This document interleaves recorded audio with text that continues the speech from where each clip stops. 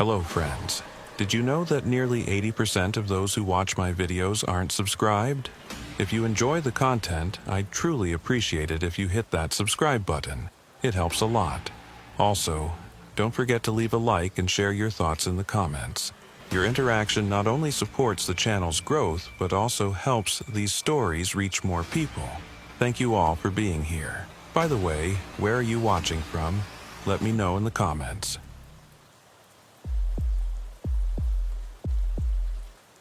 The fluorescent lights in the Phoenix field office were buzzing at such a high frequency that it made my teeth ache.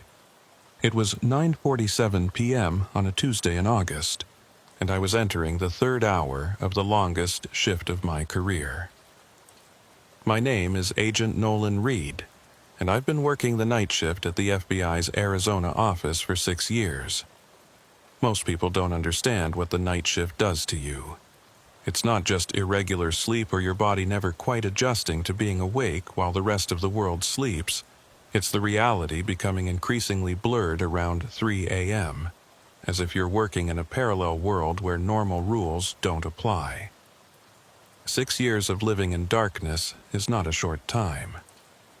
I was 32 when I started, fresh out of a messy divorce, looking for any task to keep me occupied. The night shift paid a premium, and no one else wanted it, so I volunteered. The first few months were tough. My circadian rhythm fought me at every turn. I would lie awake during the day, curtains closed, trying to convince my body it was sleep time while listening to my neighbors go about their normal lives. Eventually, something shifted. My body gave up fighting and accepted this new reality. I became nocturnal in a way that felt almost biological. Sunlight started to seem harsh and invasive. The night became comfortable, familiar. The office after dark became more real to me than it ever was during business hours. The building itself was different at night. During the day, it was full of voices and footsteps, phones ringing, the constant hum of activity. But after 9 p.m., when the day shift cleared out and the cleaning crew finished their rounds, the place transformed into something else. The sounds became sharper, more distinct. You could hear the building settling, the expansion and contraction of materials as the desert cooled. The air conditioning system that was barely noticeable during the day became a presence, a breathing thing that filled the empty spaces. I'd grown accustomed to it. Even found it peaceful in a way. The solitude suited me. No small talk, no office politics, just me and whatever files landed on my desk. Tonight's assignment seemed routine enough. A series of border surveillance reports had flagged unusual activity near a stretch of highway outside Tucson, about 2 hours south of Phoenix. Nothing concrete, just inconsistencies in the logs. Vehicles appearing on camera feeds that weren't recorded at checkpoints. Timestamps that didn't match up. The kind of discrepancies that usually meant equipment malfunction or human error. The request had come through around 7 p.m., just as I was settling in for the shift. My supervisor, Assistant Director Garrison, had left me a note. Standard format, nothing unusual. Review the surveillance files, identify the source of the discrepancies, recommend whether it required technical service or further investigation.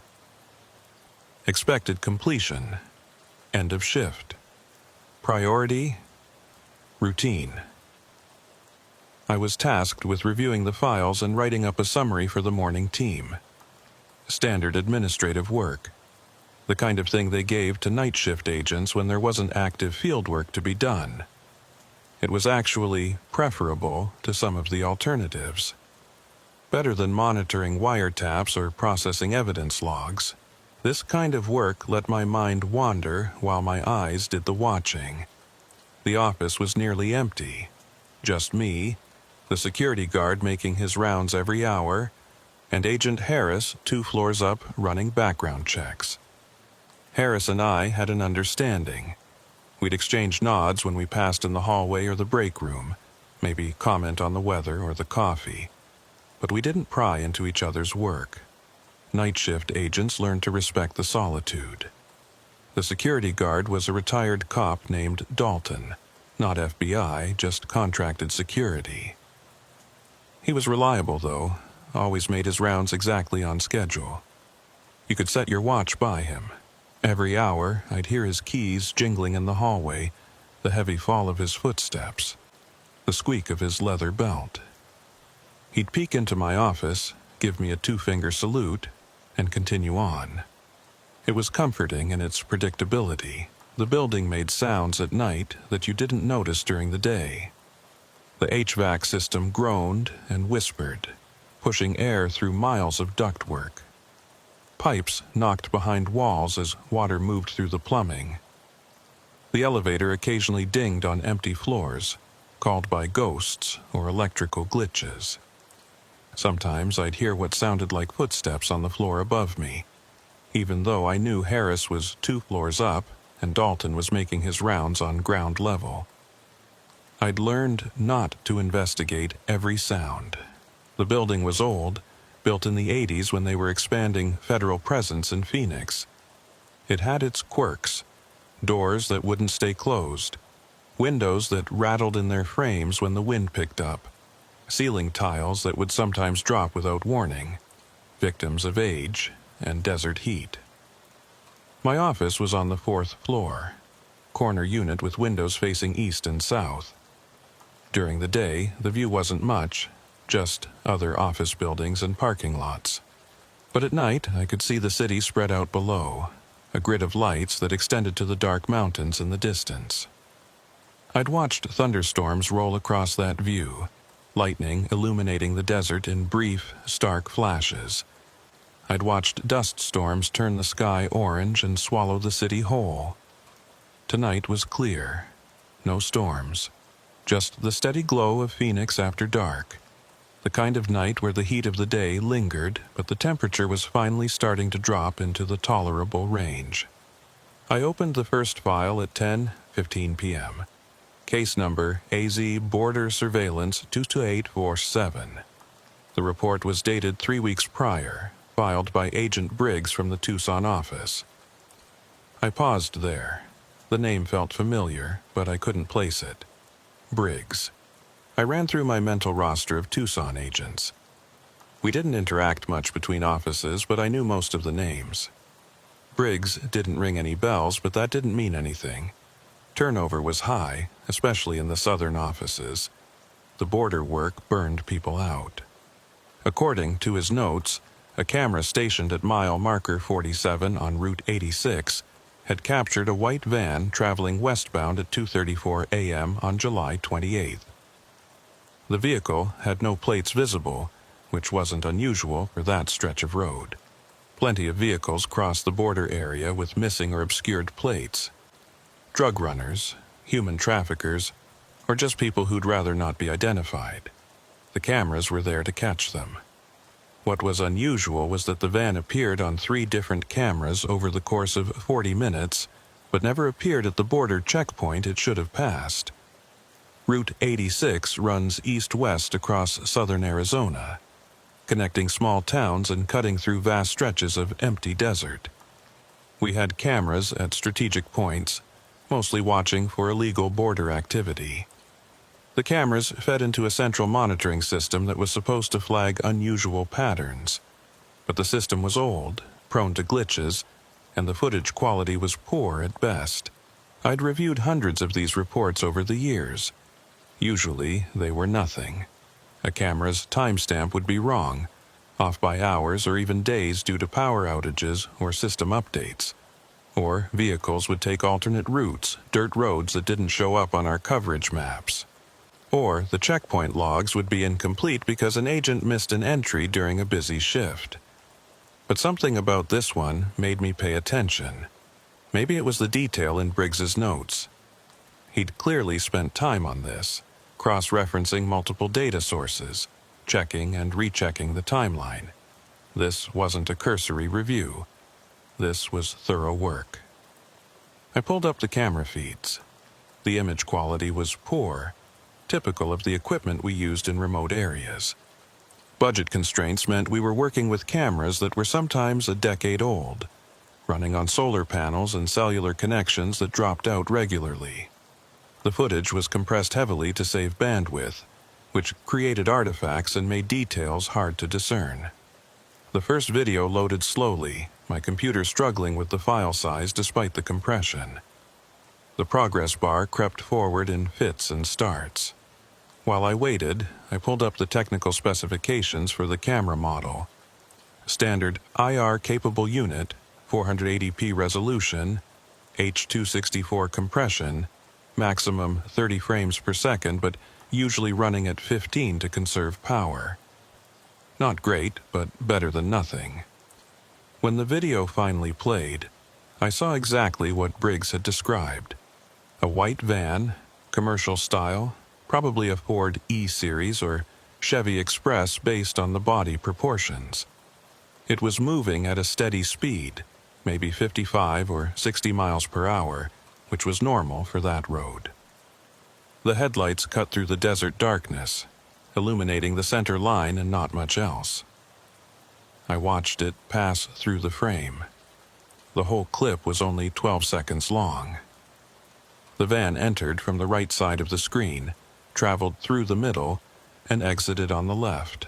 Standard surveillance footage. The kind of thing I'd seen thousands of times. Nothing remarkable. Nothing that should have warranted a P1 priority rating. But I couldn't shake the feeling that something was off about it. I replayed the clip, watching more carefully this time. The movement was smooth. The speed was consistent. The headlights were bright and properly aimed, creating that familiar pattern on the pavement. Yet there was something about the quality of the image that seemed wrong. The van looked sharper than it should have given the camera resolution, like it was in slightly better focus than the road around it. Or maybe lit by a source that wasn't visible in the frame. The desert on either side of the highway was just vague dark shapes, but the van itself had definition. I could make out the body lines, the wheel wells, even what might have been a dent in the rear quarter panel. I made a note in my log. Possible image enhancement? Check original file metadata for post-processing. Then I opened the next file. Same van, same night, different camera.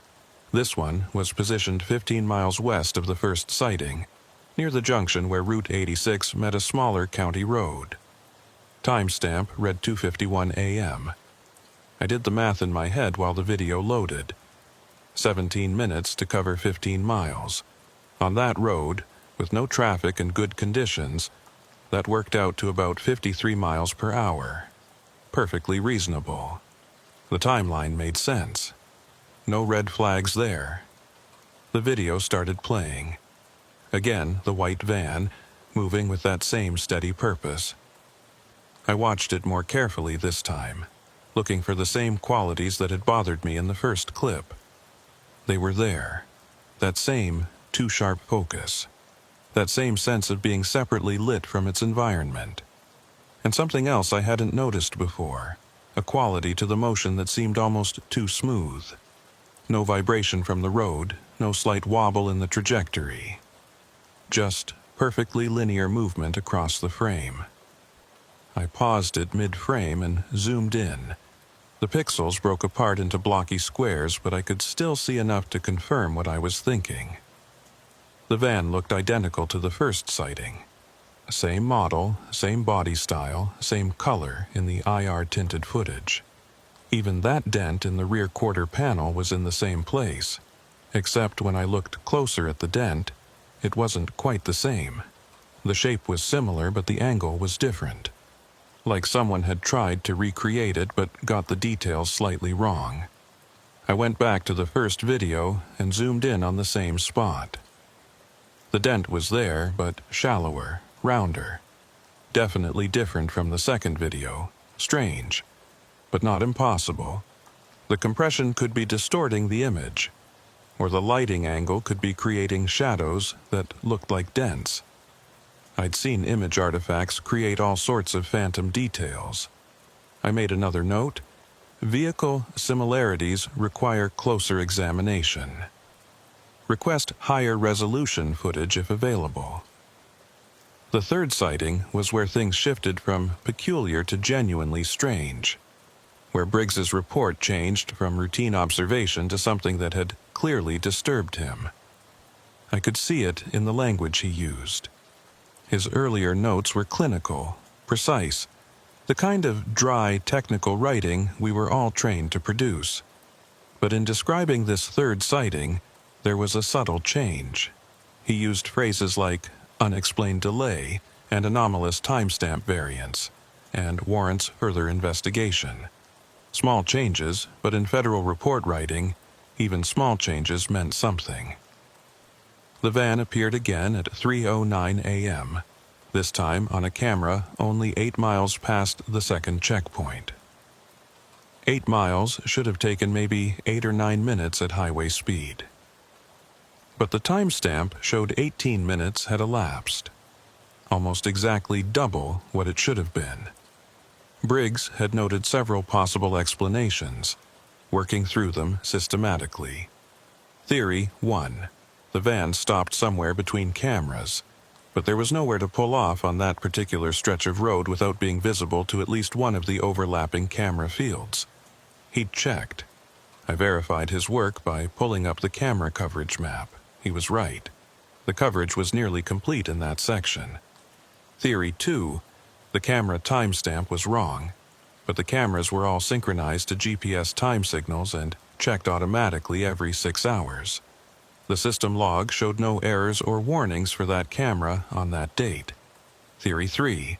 The van significantly reduced speed. But why? And if it had slowed to 30 miles per hour or less, that would be unusual enough to note. Vehicles traveling that slowly on an empty highway at 3 a.m. were usually having mechanical problems or were up to something illegal. Either way, it should have triggered additional scrutiny. None of the explanations were satisfying. Briggs had noted as much in his conclusion. Timeline discrepancy remains unexplained. Recommend technical review of camera unit 47C. I opened the third video file and immediately noticed the quality was worse than the first two. The image was grainier, the compression artifacts more visible. The timestamp in the corner flickered slightly, like the camera was struggling with the recording. And the van looked different. I paused the video and zoomed in as far as the software would allow. The pixels broke down into nearly useless blocks of gray, but I could still make out the basic shape. This was definitely not the same vehicle as the first two sightings. The body sat differently on the chassis. The roofline was higher, or maybe the whole vehicle was taller. The proportions were off in a way that was hard to quantify but impossible to miss once you saw it. Like looking at identical twins and noticing that one has a slightly longer face. I spent the next 20 minutes taking screenshots and comparing them. Created a spreadsheet with measurements, using reference points in the footage to calculate relative dimensions. The numbers confirmed what my eyes were telling me. These were 3 different vehicles. The differences were small enough that they could be explained by different models from the same manufacturer. Ford made the E150, E250, and E350 in similar body styles with slightly different dimensions. Chevy had equivalent variations, but Briggs had logged them as the same vehicle making the same journey. And there were other differences too, now that I was looking carefully. The front grille design varied between the 3 sightings. The placement of the side mirrors changed. Even the wheels seemed different, though the resolution made it hard to be certain. I checked Briggs's report one more time. He'd noted these discrepancies. His exact words. Vehicle appears identical in make and model, but shows minor differences in successive footage. Likely due to image compression artifacts or variable lighting conditions affecting apparent dimensions. It was a reasonable conclusion, the kind of thing I might have written myself if I'd been the one doing the initial review. Camera footage was notorious for distorting proportions, especially with moving objects captured from fixed angles. But something about it bothered me. Briggs had been thorough. He'd measured, calculated, cross-referenced. He knew these were probably different vehicles. So why hedge in his conclusion?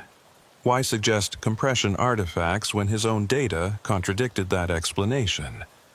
Unless he'd reached the same point I was approaching now, the point where the rational explanation started to feel inadequate, and you began to suspect you were looking at something that didn't quite fit the normal patterns.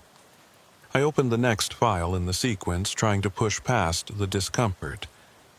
This one was from a different night, August 2nd, 5 days after the initial sightings.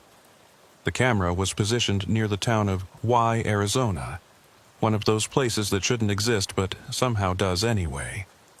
Y, Arizona. Population 116 at the last census, though I'd driven through there a few times and never seen evidence of more than 20 or 30 residents.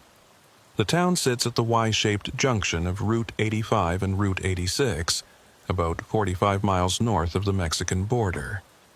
It's basically a gas station, a truck stop, and a handful of trailers scattered in the creosote scrub.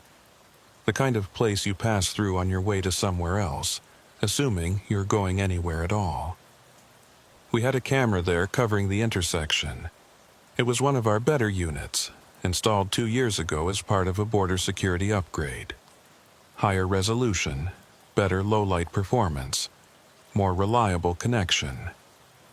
The footage it produced was clearer than most of our surveillance network.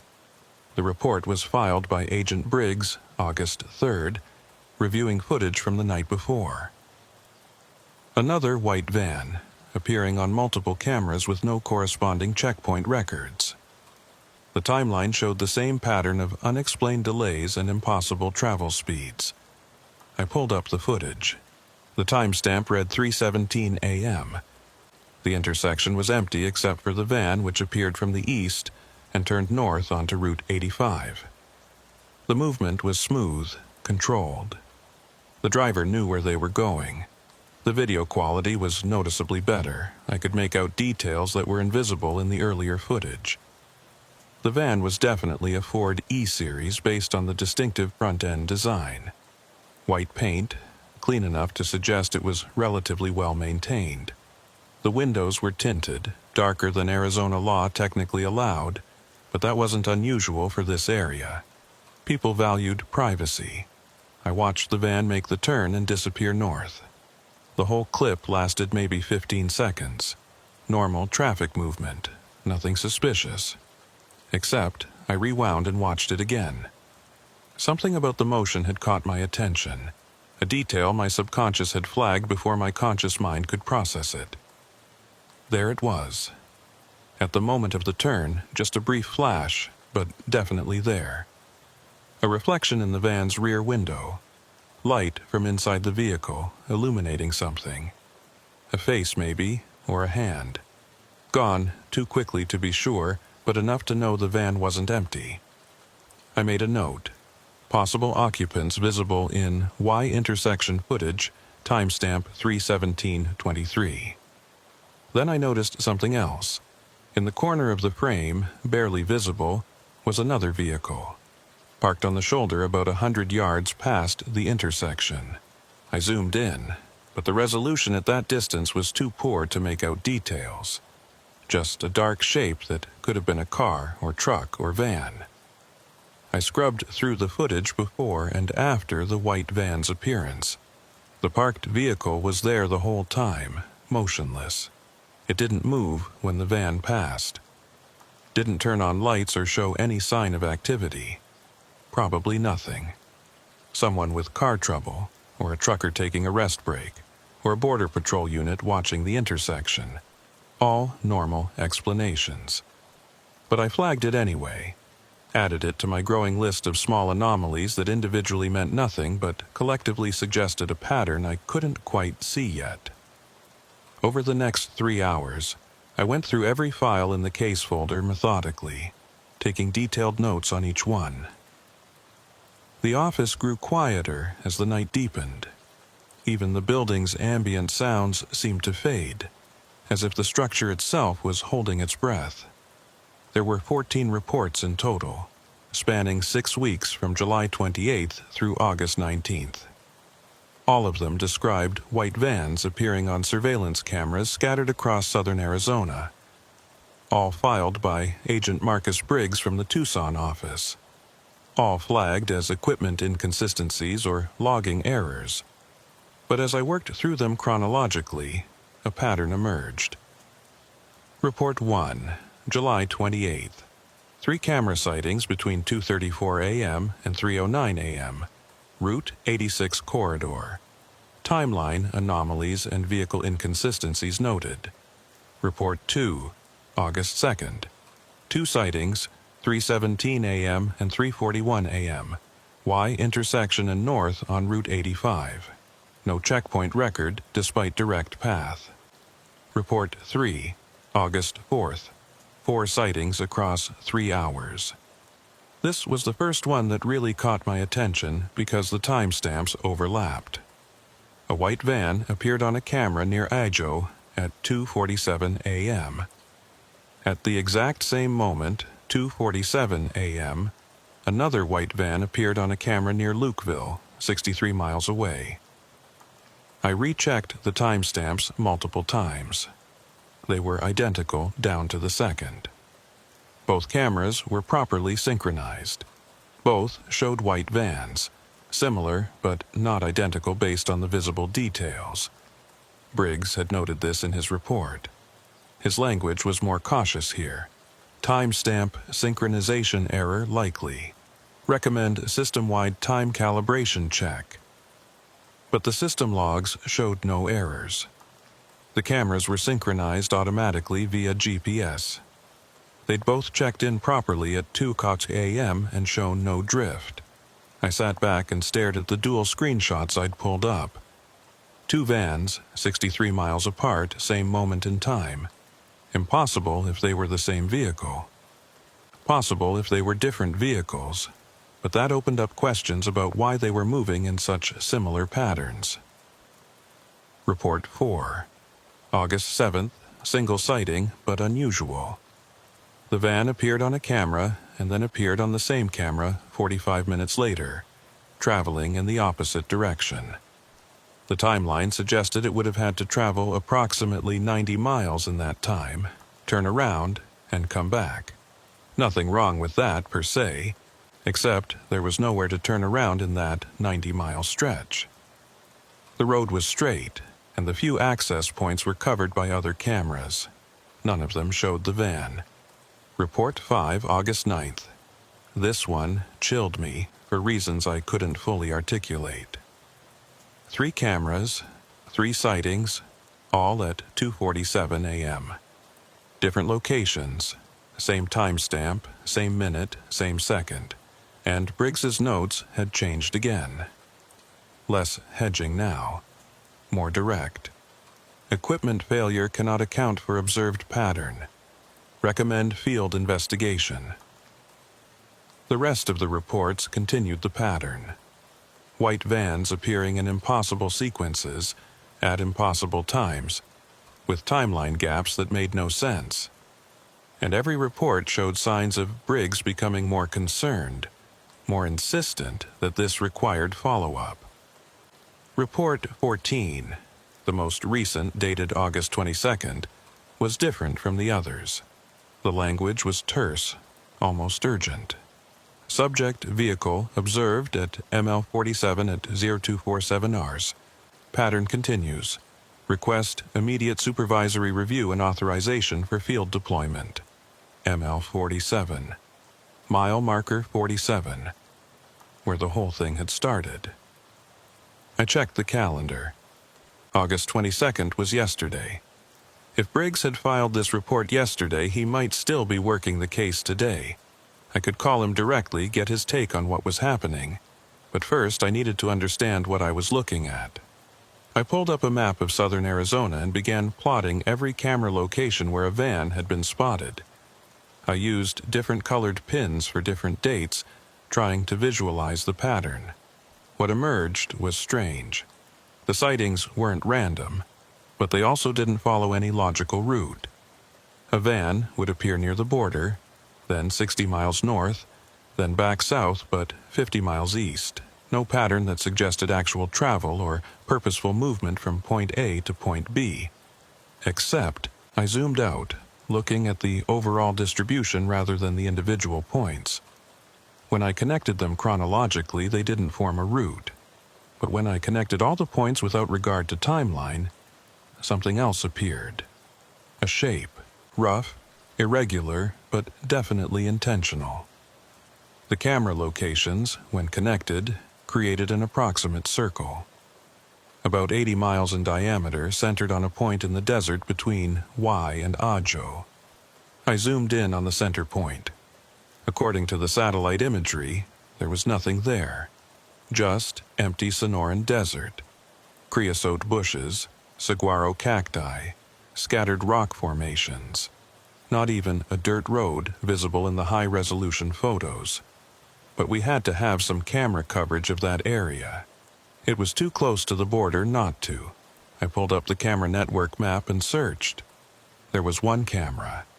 Unit 47 Delta, installed 3 years ago on a low hill overlooking a dry wash. The location gave it a wide field of view across several square miles of desert. Perfect for catching border crossers on foot. I pulled up the camera's status. Active, recording continuously. Last maintenance check.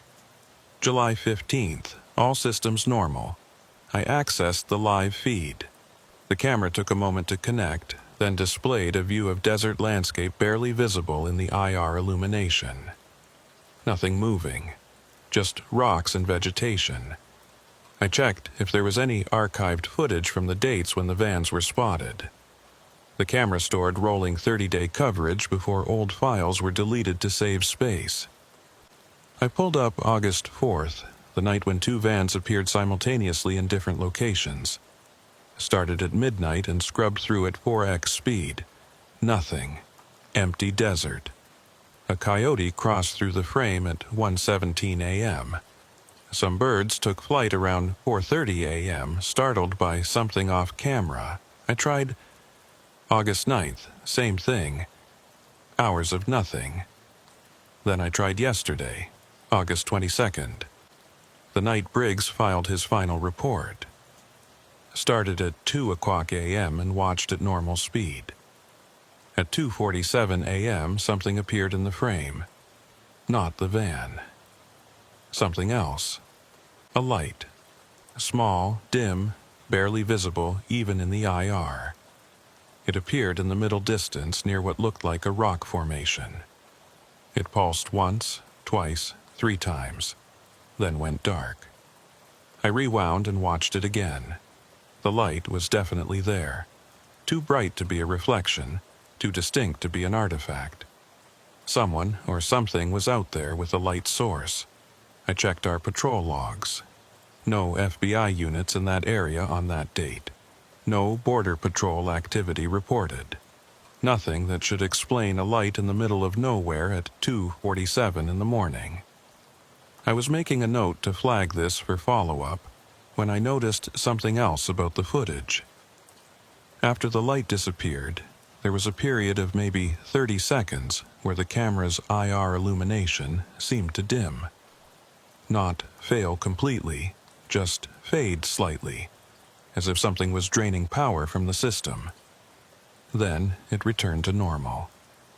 The timestamp continued without interruption. But something had happened in those 30 seconds. I enhanced the footage during that dim period, pushing the software to its limits. The image was grainy, barely usable, but I could make out shapes. Something moving through the frame. Large, low to the ground. I convinced myself it was probably a javelina or a deer. Desert wildlife moving through camera range. Nothing unusual, but the shape was too regular, too purposeful in its movement. And when I froze on the clearest frame I could find, zooming in until pixels became abstract squares, I could just make out what looked like wheels. A vehicle had driven through that frame during the 30-second dimming period. In the middle of the desert, miles from any road, at 2:47 a.m. I sat back from my computer and became aware of how quiet the office had become. The HVAC had shut off at some point. I couldn't hear Dalton making his rounds. Couldn't hear any sound at all except my own breathing and the faint whine of my computer's fan. By 1:30 a.m., I'd developed a headache that pulsed behind my left eye. The office felt colder than it had earlier. I got up to get coffee from the break room, and the motion sensor lights took a beat too long to turn on, leaving me in darkness just long enough to feel uncomfortable. When I sat back down at my desk, I noticed something I'd missed before. Each report had a priority code assigned to it. Most field reports got a standard P3 or P4 rating, meaning they'd be reviewed within a week or two. These reports all had P1 ratings. Immediate attention required. But they'd been sitting in the system for weeks. No follow-up, no secondary review, just Briggs's initial reports and then nothing.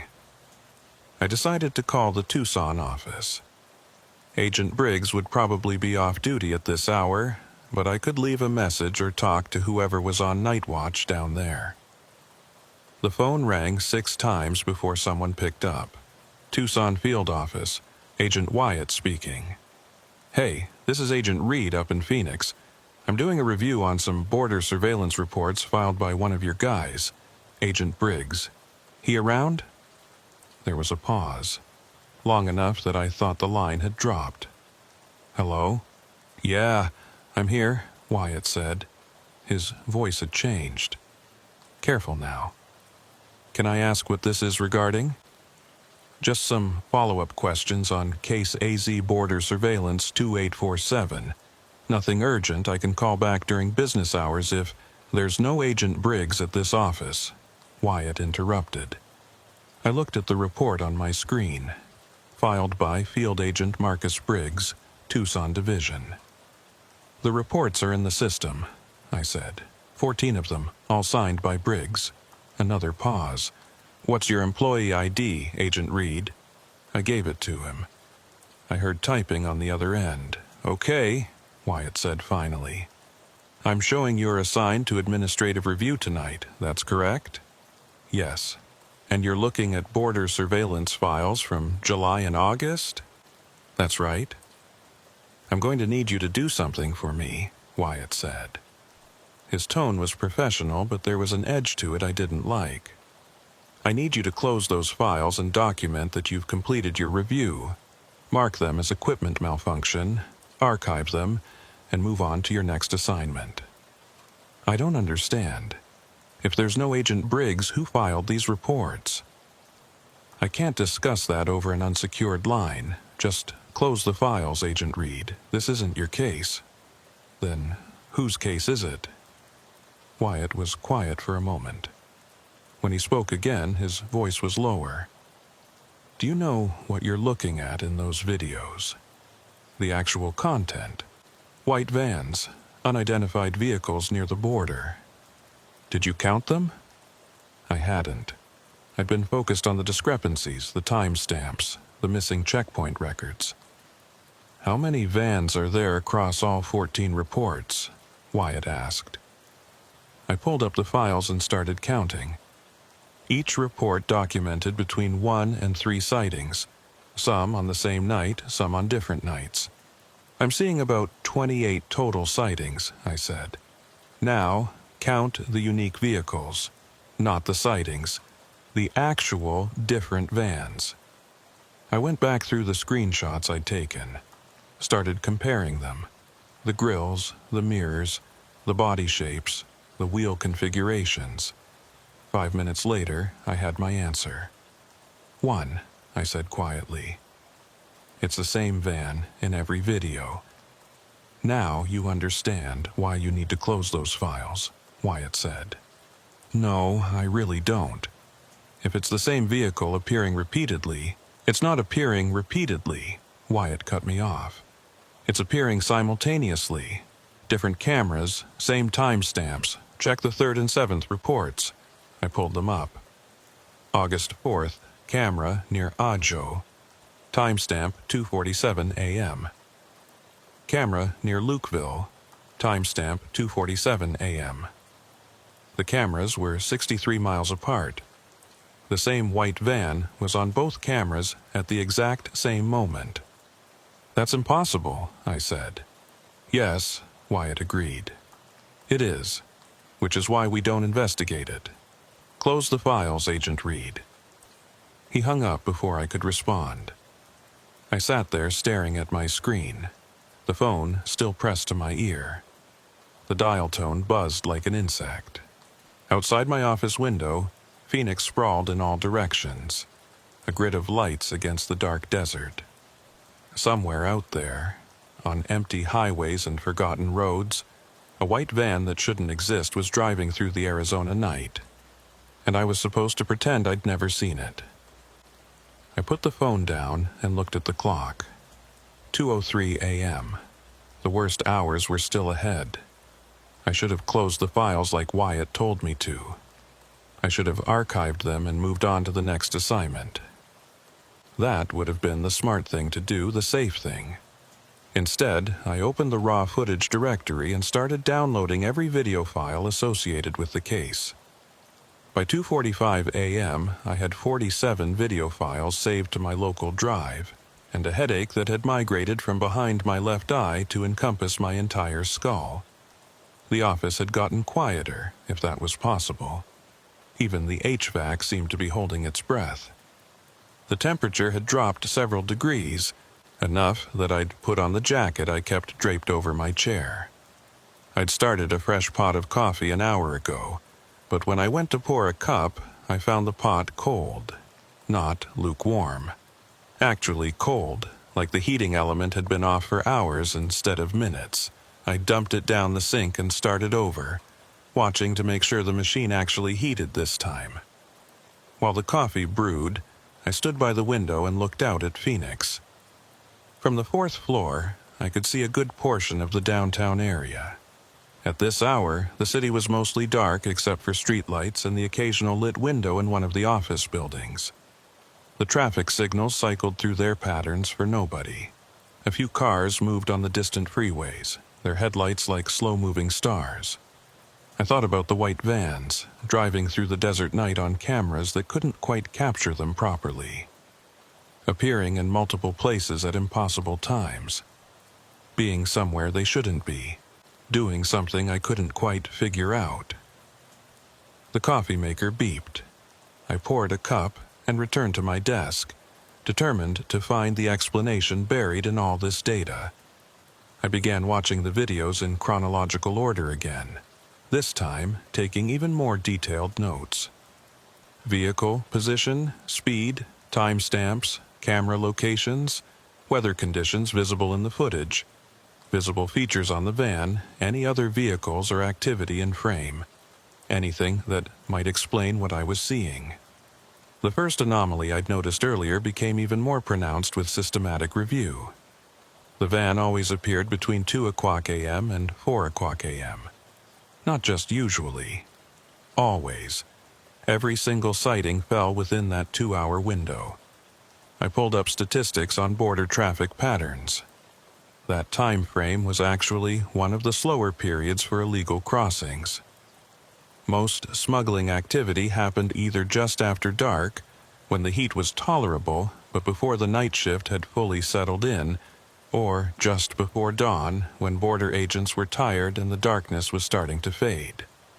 The 2:04 a.m. window was the dead zone. Too late for the early runners, too early for the dawn crew. It was when the desert was most empty, most itself, when the only movement was wildlife, and the occasional lost soul who'd made a wrong turn somewhere.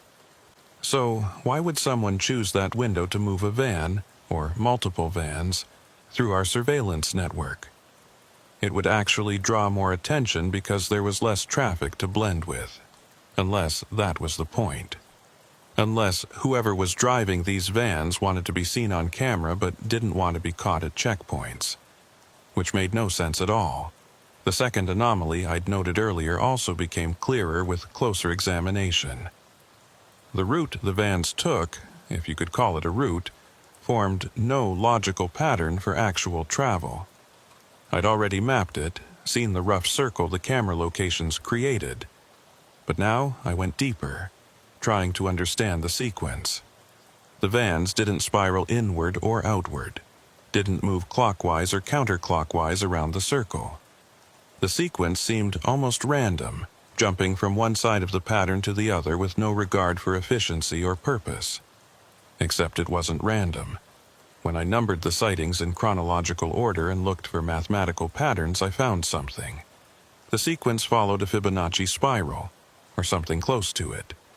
Each sighting was positioned at an angle related to the golden ratio relative to the previous sighting when measured from the center point of the circle. I'm not a mathematician. My knowledge of Fibonacci sequences came from a long-ago geometry class and a documentary I'd half-watched about patterns in nature. But the numbers were there, matching within a few degrees of what the ratio predicted. Someone had planned this. The van sightings weren't random equipment glitches or coincidental similar vehicles. They were deliberate, following a mathematical pattern that required knowledge of both the camera locations and complex geometric principles.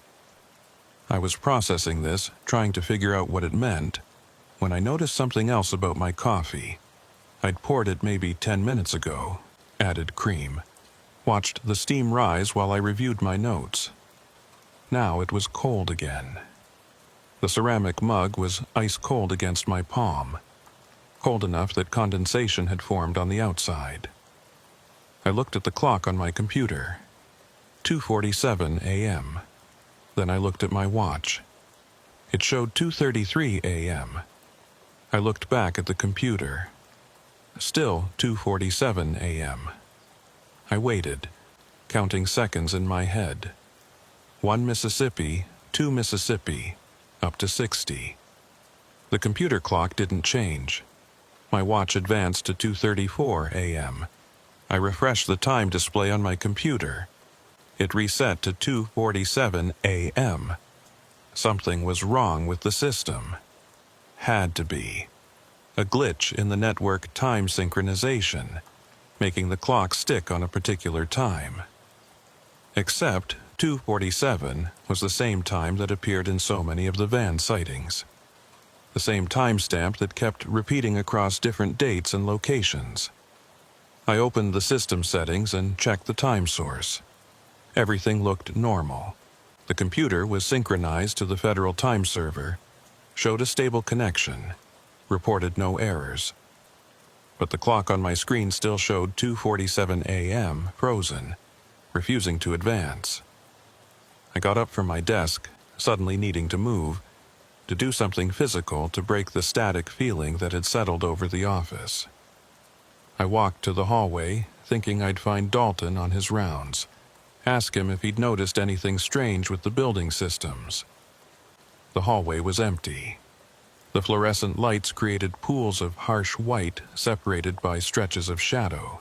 Every third panel was dark to save electricity, a policy that made sense in daytime but created an uncomfortable strobe effect at night. I walked toward the elevator lobby, my footsteps echoing on the tile floor. The sound seemed wrong, delayed slightly, like the echoes were coming back before they should. Dalton wasn't in the lobby. I checked my watch. 2:35 a.m. He should have made his round 5 minutes ago, should be somewhere on this floor or moving to the next. I went to the stairwell and listened. No footsteps, no jingle of keys, nothing.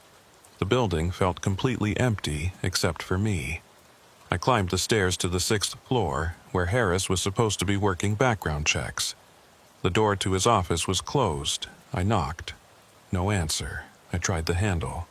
Locked. "Harris, you there?" Nothing. I took out my phone to call him, then remembered the night shift protocol. We were supposed to stay off personal phones during work hours, use office lines for all communication. Security policy. I went back to my office and picked up the desk phone to dial Harris's extension. The line was dead. No dial tone, no static, just silence. I tried hanging up and picking up again. Still dead. The office phone system was separate from the computer network. If the phones were down, it meant a different kind of problem. Maybe a power issue, though the lights were still on. Maybe a server problem, though that seemed unlikely. I decided to call the Tucson office from my cell phone. Briggs would probably be off duty at this hour, but I could leave a message or talk to whoever was on night watch down there. Get some context for these reports, maybe find out if Briggs had shared any theories about what was going on. The phone rang 6 times before someone picked up. Tucson Field Office, Agent Wyatt speaking. His voice sounded distant, filtered through some kind of interference. Not the usual, clean digital connection. Hey, this is Agent Reed up in Phoenix. I'm doing a review on some border surveillance reports filed by one of your guys, Agent Briggs. He around? There was a pause. Not just a brief hesitation, but a long enough silence that I thought the line had dropped. I could hear something in the background. Not office sounds. More like wind, or rushing water, or static shaped like environmental noise. Hello? Yeah, I'm here, Wyatt said finally. His voice had changed. Careful now, measured, like he was choosing his words with unusual precision. Can I ask what this is regarding? Just some follow-up questions on case AZ Border Surveillance 2847. Nothing urgent. I can call back during business hours if there's no Agent Briggs at this office, Wyatt interrupted. His tone flat, final. I looked at the report on my screen. Filed by Field Agent Marcus Briggs, Tucson Division. Employee ID TUC 47218. The information was right there, complete with a digital signature and timestamp. The reports are in the system, I said, trying to keep my voice level. 14 of them, all signed by Briggs. Another pause. I could hear that background noise more clearly now. It definitely sounded like wind. Desert wind, dry and constant. What's your employee ID, Agent Reed? I gave it to him, heard typing on the other end. Okay, Wyatt said after a moment. I'm showing you're assigned to administrative review tonight in Phoenix. That's correct? Yes. And you're looking at border surveillance files from July and August. That's right. Filed by Agent Marcus Briggs from your office. I need you to do something for me, Agent Reed. Wyatt's voice was professional, but there was an edge to it I didn't like. Not hostility, exactly. More like controlled alarm. I need you to close those files and document that you've completed your review. Mark them as equipment malfunction, archive them according to standard procedure, and move on to your next assignment. I don't understand. If there's no Agent Briggs, who filed these reports? That's not your concern. This isn't your case. The reports you're looking at are part of a separate, ongoing investigation that doesn't require additional review at this time. What investigation? They've been sitting in the system for weeks with no follow-up. If they're important, they're not important. Wyatt cut me off. They're archived material that got flagged by mistake. The priority codes were assigned in error. You need to just close them out and move on. With all due respect, that doesn't make sense. These reports document pattern behavior across multiple camera systems. If someone's testing our surveillance network, Agent Reed, Wyatt's voice dropped lower. I can't discuss this over an unsecured line. What I can tell you is that continuing to review these files is not in your best interest. Close them, now. That's not a request. Are you ordering me to... Do you know what you're actually looking at in those videos? Wyatt asked, his voice taking on a different quality. Less official now, more personal. Have you counted them? The actual vehicles, not the sightings. The distinct vans. I hadn't. I'd been focused on the patterns, the timeline anomalies, the mathematical sequence, but I hadn't done a systematic count of unique vehicles. How many vans are there across all 14 reports? Wyatt asked. I pulled up my spreadsheet, started going through the screenshots I'd collected. Each report documented between 1 and 3 distinct sightings, some on the same night, some on different nights. I'd assumed multiple vehicles, different times, different operators. But now, actually comparing them directly, looking past the compression artifacts and varying angles, "Take your time," Wyatt said quietly. I went through them methodically, compared body styles, visible features, damage marks, anything that would distinguish one vehicle from another. Used the measurement technique I developed earlier to estimate dimensions.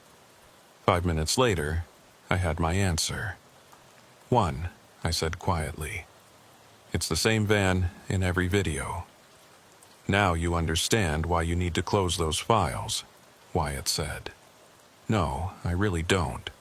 If it's the same vehicle appearing repeatedly across 6 weeks, that's exactly the kind of pattern that warrants investigation.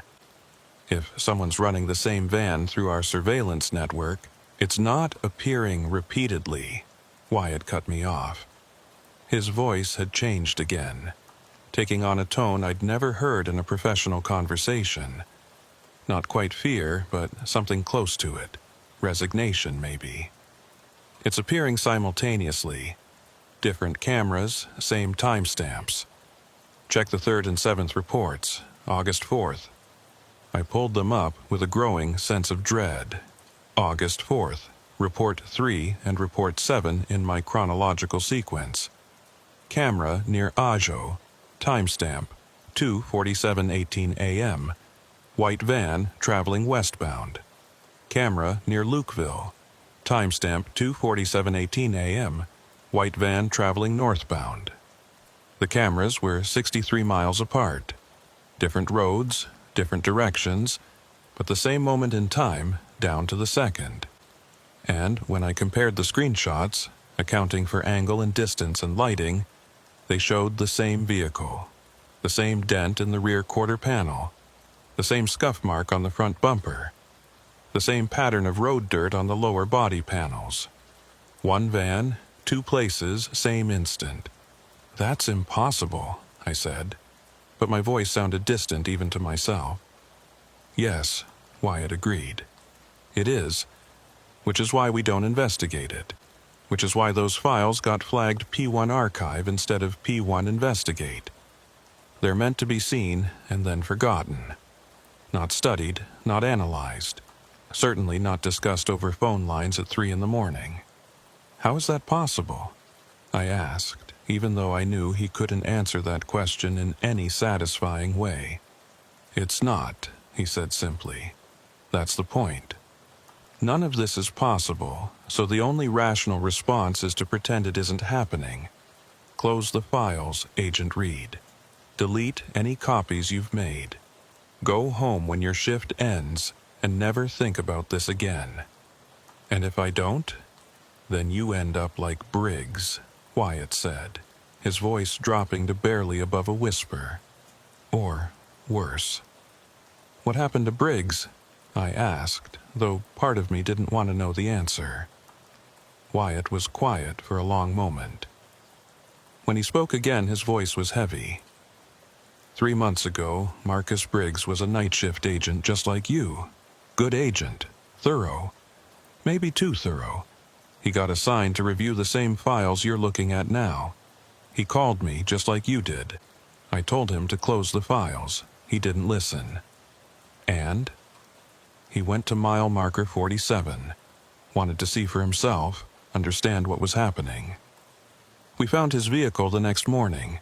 Engine still running, driver's door standing open. Keys in the ignition, his service weapon in its holster, coffee in the cup holder still warm. Where was he? Gone. No footprints in the sand, no sign of struggle, no evidence of what happened. Like he just stepped out of his car and vanished.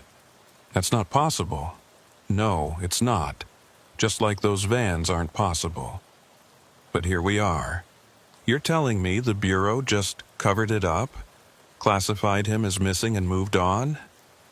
What would you have us do? Wyatt asked. Tell the truth?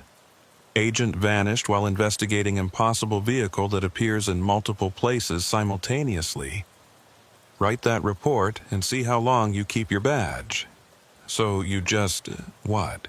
Pretend it never happened? We reclassified him as a missing person. Standard protocol. The case is still open. We're still looking, technically, but nobody expects to find him. Jesus.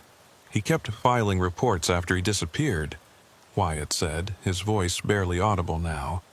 For 3 weeks, 14 reports total, all describing the same white van, all filed from his account, authenticated with his credentials, uploaded from his assigned terminal. How? I don't know. The IT guys couldn't explain it either. The reports just appeared in the system, one every 2 or 3 days like clockwork. All properly formatted, all professionally written, all describing that fucking van. I felt cold. My office suddenly felt too big, too empty, the darkness outside the windows pressing closer. The last report was filed 3 weeks after Briggs disappeared. Wyatt continued. August 22nd, yesterday. Case number AZ Border Surveillance 2847. The same files you're reviewing now. Then nothing. Like whatever was using his account decided it was done. Or like Briggs finally stopped, I said. Maybe. Either way, you can see why you need to close those files. This isn't something you can solve.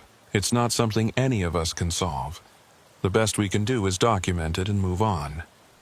That's not how this is supposed to work. We don't just ignore evidence because it's inconvenient. This isn't about convenience, Reed. This is about survival. Briggs is gone. 2 other agents before him asked too many questions about those files and requested transfers within the week. One of them quit the Bureau entirely. The pattern is clear. You look too closely at this thing, and it looks back. What thing? What are we actually talking about here? I don't know, Wyatt said, and for the first time he sounded genuinely frightened. And I don't want to know. Neither should you. The line went dead.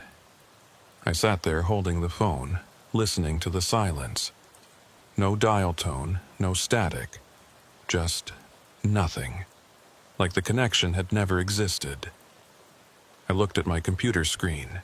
The surveillance footage was still paused on that image of the white van, caught mid-frame at 2:47 a.m., existing in 2 places at once. My watch showed 2:51 a.m. The clock on my computer still showed 2:47 a.m. Outside my office, I heard the elevator ding. I held the phone for a long moment before setting it down. My hand was shaking. Wrong number, had to be. Or someone from another department playing a prank. Night shift agents got bored, did stupid things to pass the time. But that voice hadn't sounded bored. It had sounded afraid. I tried to refocus on my work, but the spilled coffee had ruined my notes. I grabbed paper towels from my desk drawer and started cleaning up the mess. That's when I noticed the security monitor in the corner of my office. It cycled through different camera feeds throughout the building. Right now it was showing the parking garage, level B2. There was a white van parked in the corner. I stared at it. We didn't use white vans. Our motor pool had sedans and SUVs, black, dark blue, sometimes gray. Never white commercial vans. The camera feed switched to the lobby. Empty. Then to the second-floor hallway. Also empty. When it cycled back to the parking garage, the van was gone. I got up and walked to my office door. The hallway outside was lit by every third fluorescent panel, the rest dark to save power. The shadows between the lights seemed thicker than they should be. I took the stairs down to the parking garage. The elevator was closer, but something made me avoid it. The stairwell was concrete and echoing. My footsteps sounded wrong, like they were coming from above and below me simultaneously. I counted the floors as I descended. 2nd floor, 1st floor, ground level, basement 1. I stopped on the landing for basement 2 and listened. Silence. Complete and total. I pushed through the door into the garage. The space was mostly empty at this hour. A dozen vehicles scattered across 200 parking spots. The lighting was poor, lots of shadows. I walked to the corner where I'd seen the white van on the monitor. Nothing there.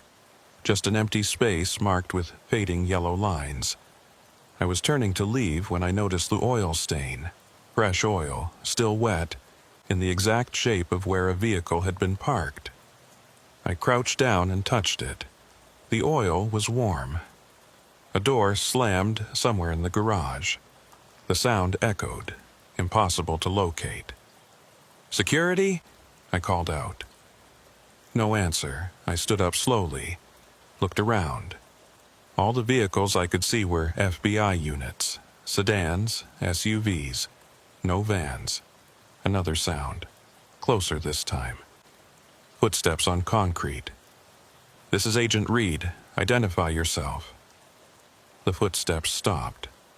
I reached for my service weapon, then remembered I'd left it in my desk drawer. Night shift administrative review didn't require being armed.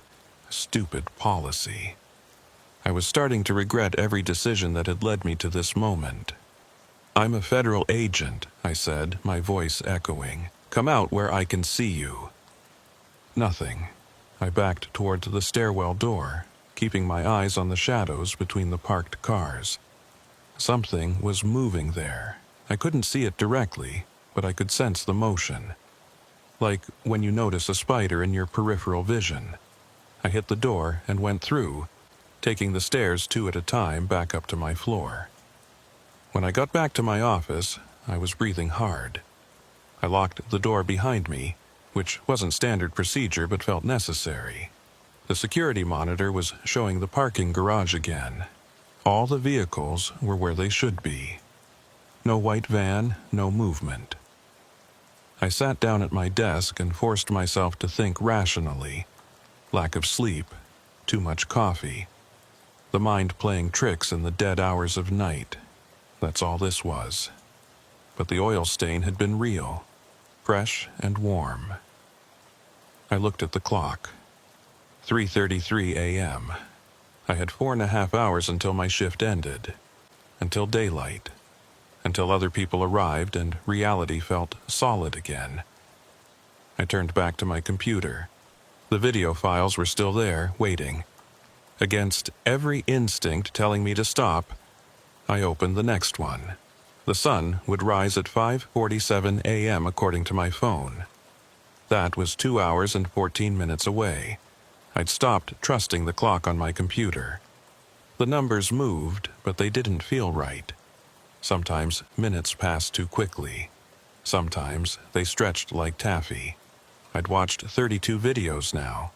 The van appeared in every one, always during those 2 hours, always moving with that same steady, purposeful speed that led nowhere. But I'd found something else. In the background of the footage, barely visible in the grainy night vision quality, were other things. Shapes that might have been coyotes or might have been something else. Lights in the desert that could have been campfires or could have been vehicles. And in 3 separate videos, something that looked like a person standing beside the road, watching the van pass. I enhanced the image as much as the software would allow. The figure was tall, wearing what might have been a jacket or coat. They didn't move, didn't react to the van. Just stood there in the desert darkness at 3 o'clock a.m., facing the camera. In all 3 videos, it was the same stretch of road, near mile marker 47, where this whole thing started. I cross-referenced the dates. The figure appeared on August 1st, August 8th, and August 15th. Weekly intervals. Today was August 22nd. I checked if we had any scheduled surveillance for tonight. There was a camera running near mile marker 47. Feed was being recorded in real time, stored on the server. I pulled up the live feed. The highway was empty. Just pavement and desert and darkness.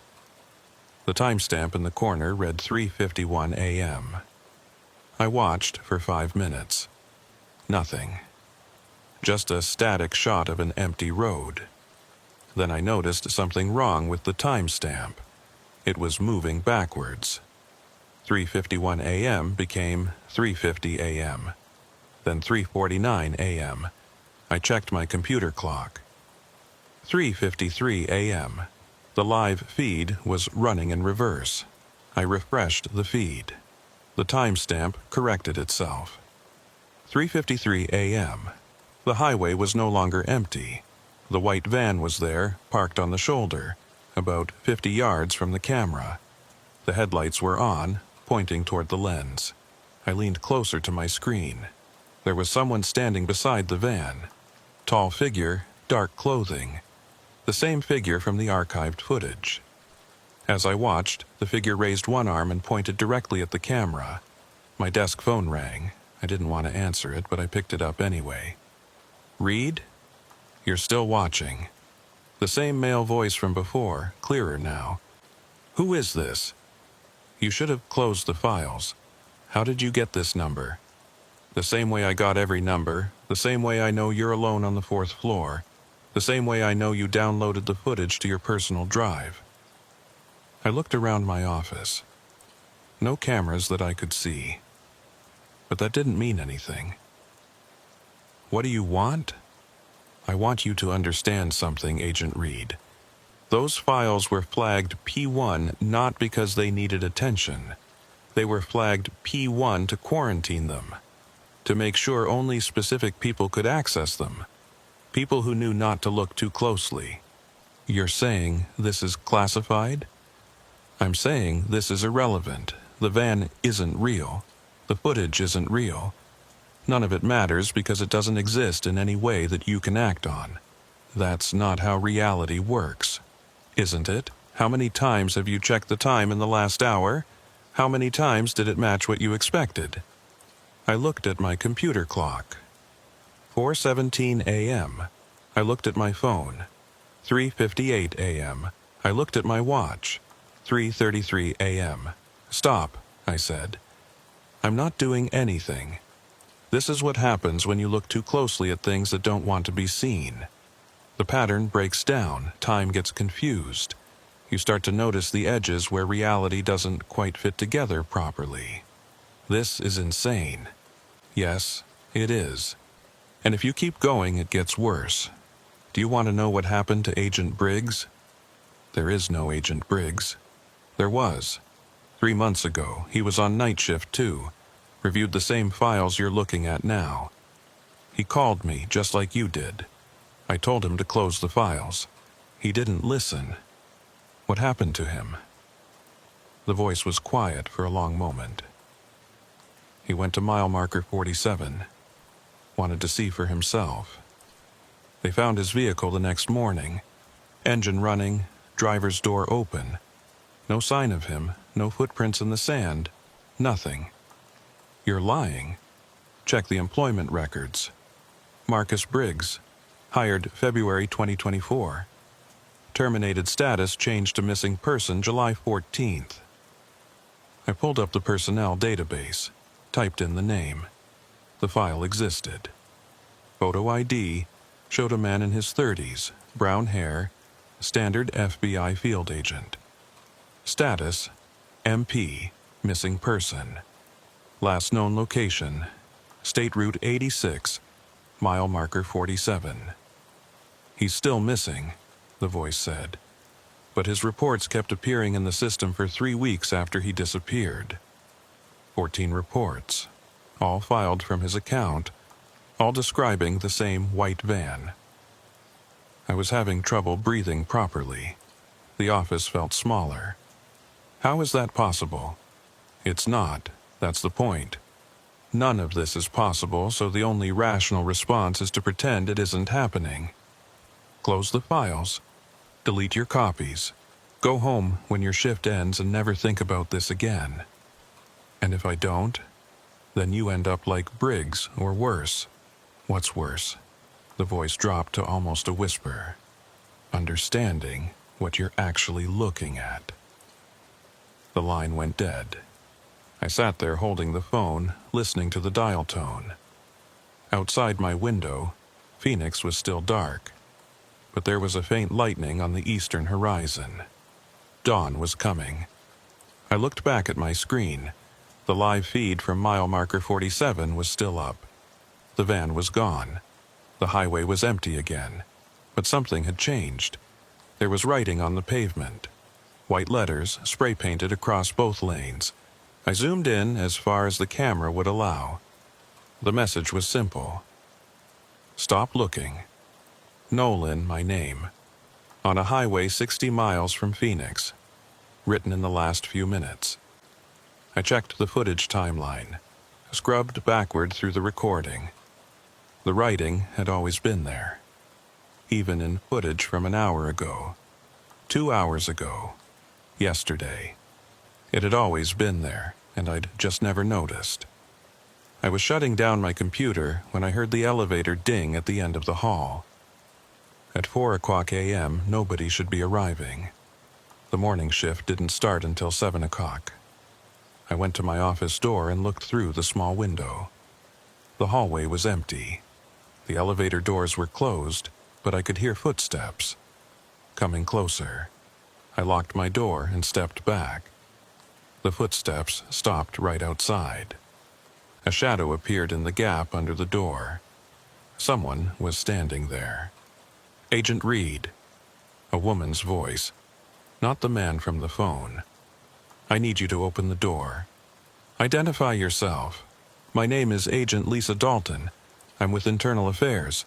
I need to speak with you about the files you've been accessing tonight. Show me your credentials. A badge slid under the door. Federal ID looked legitimate. Photo matched the name. I picked it up. The plastic was cold. Too cold. How did you know what I was accessing? Your activity is monitored. When you downloaded the border surveillance files, it triggered an alert. An alert to Internal Affairs? These files are part of an ongoing investigation. I need you to return all copies and provide a statement. I looked at the badge again. Something about it was wrong. The photo was right. The name was right. But the issue date was wrong. The badge had been issued 3 months ago, in Phoenix, on the same day Marcus Briggs disappeared. I need to make a phone call first, I said. That's not possible. Please open the door, Agent Reed. I have a right to legal representation before the door handle started turning. I'd locked it, but it was moving anyway. I backed away. Reached for my desk phone to call security. The phone was dead. No dial tone. The handle stopped moving. The shadow under the door was gone. I waited. Counted to 60. Checked the hallway through the window. Empty. I grabbed my jacket and my bag. Downloaded the video files to a flash drive and deleted them from my computer. Wiped the browser history and the temp files. Then I unlocked my door and moved fast toward the stairwell. The elevator dinged again as I passed it. The doors started to open. I didn't look. I hit the stairwell and went down, taking the stairs 3 at a time. When I got to the parking garage, I went straight to my car.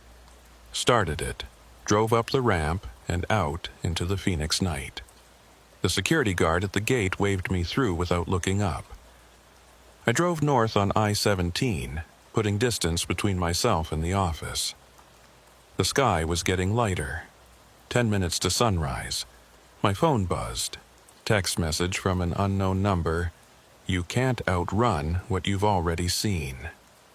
I threw the phone out the window.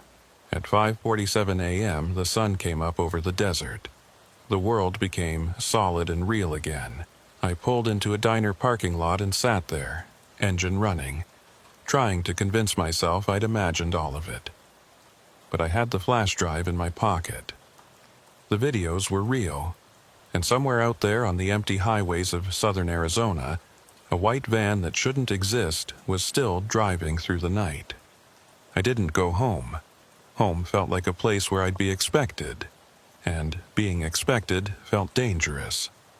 Instead, I checked into a motel off I-10, one of those anonymous places with exterior doors and parking spots right outside each room.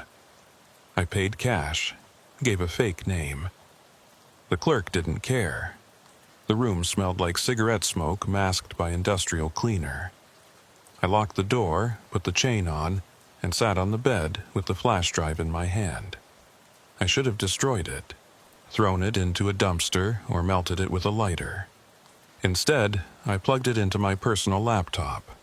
The files were there. All 47 videos intact. I opened the first one and watched it again in the daylight. The white van moved through the frame just like before. Same speed, same trajectory.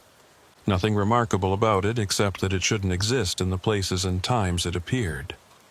I watched 10 more videos, then 20. I was looking for something I'd missed, some detail that would make sense of all this. At video 34, I found it, the license plate. In all the earlier footage, the van had no visible plates. But in this video, from August 18th, there was a plate on the rear bumper. The resolution was too poor to read the numbers, but I could enhance it. I spent 20 minutes processing the image. The plate was Arizona issue, standard design, and the numbers finally resolved into clarity. AZ Briggs 2024. Not a real plate. Not possible to register a vanity plate with that exact combination. But there it was. I checked the timestamp. The video was recorded at 2:47 a.m. on August 18th, 4 days after Marcus Briggs was classified as missing. I closed the laptop and sat very still. The pieces were forming a picture I didn't want to see. Briggs had investigated the van. Briggs had gone to mile marker 47. Briggs had disappeared. And then the van started carrying his name. My phone was gone, thrown onto the I-17 somewhere around Happy Valley. But the motel room had a landline. I picked it up and called the Phoenix office. It rang 4 times before someone answered. FBI Phoenix, how may I direct your call? This is Agent Reed. I need to speak with my supervisor. Agent Reed? The receptionist sounded confused. Can you hold, please? Muzak played. I waited. 2 minutes later, a different voice came on. Male, authoritative. This is Assistant Director Garrison.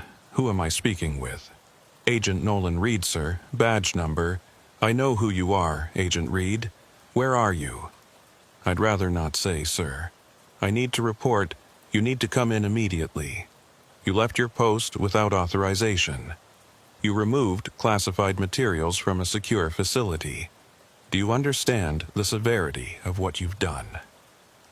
The materials aren't classified, sir. They're surveillance footage from I don't care what you think they are. You will return to this office within the hour, or I will have you listed as AWOL and issue a warrant for your arrest. I'd never heard Garrison sound like this. He was usually calm, measured. This was different. There was an edge of desperation in his voice. What happened to Agent Briggs? I asked. Silence. Sir? There is no Agent Briggs assigned to this division. Marcus Briggs, Tucson field agent, went missing in July. I have no record of any agent by that name.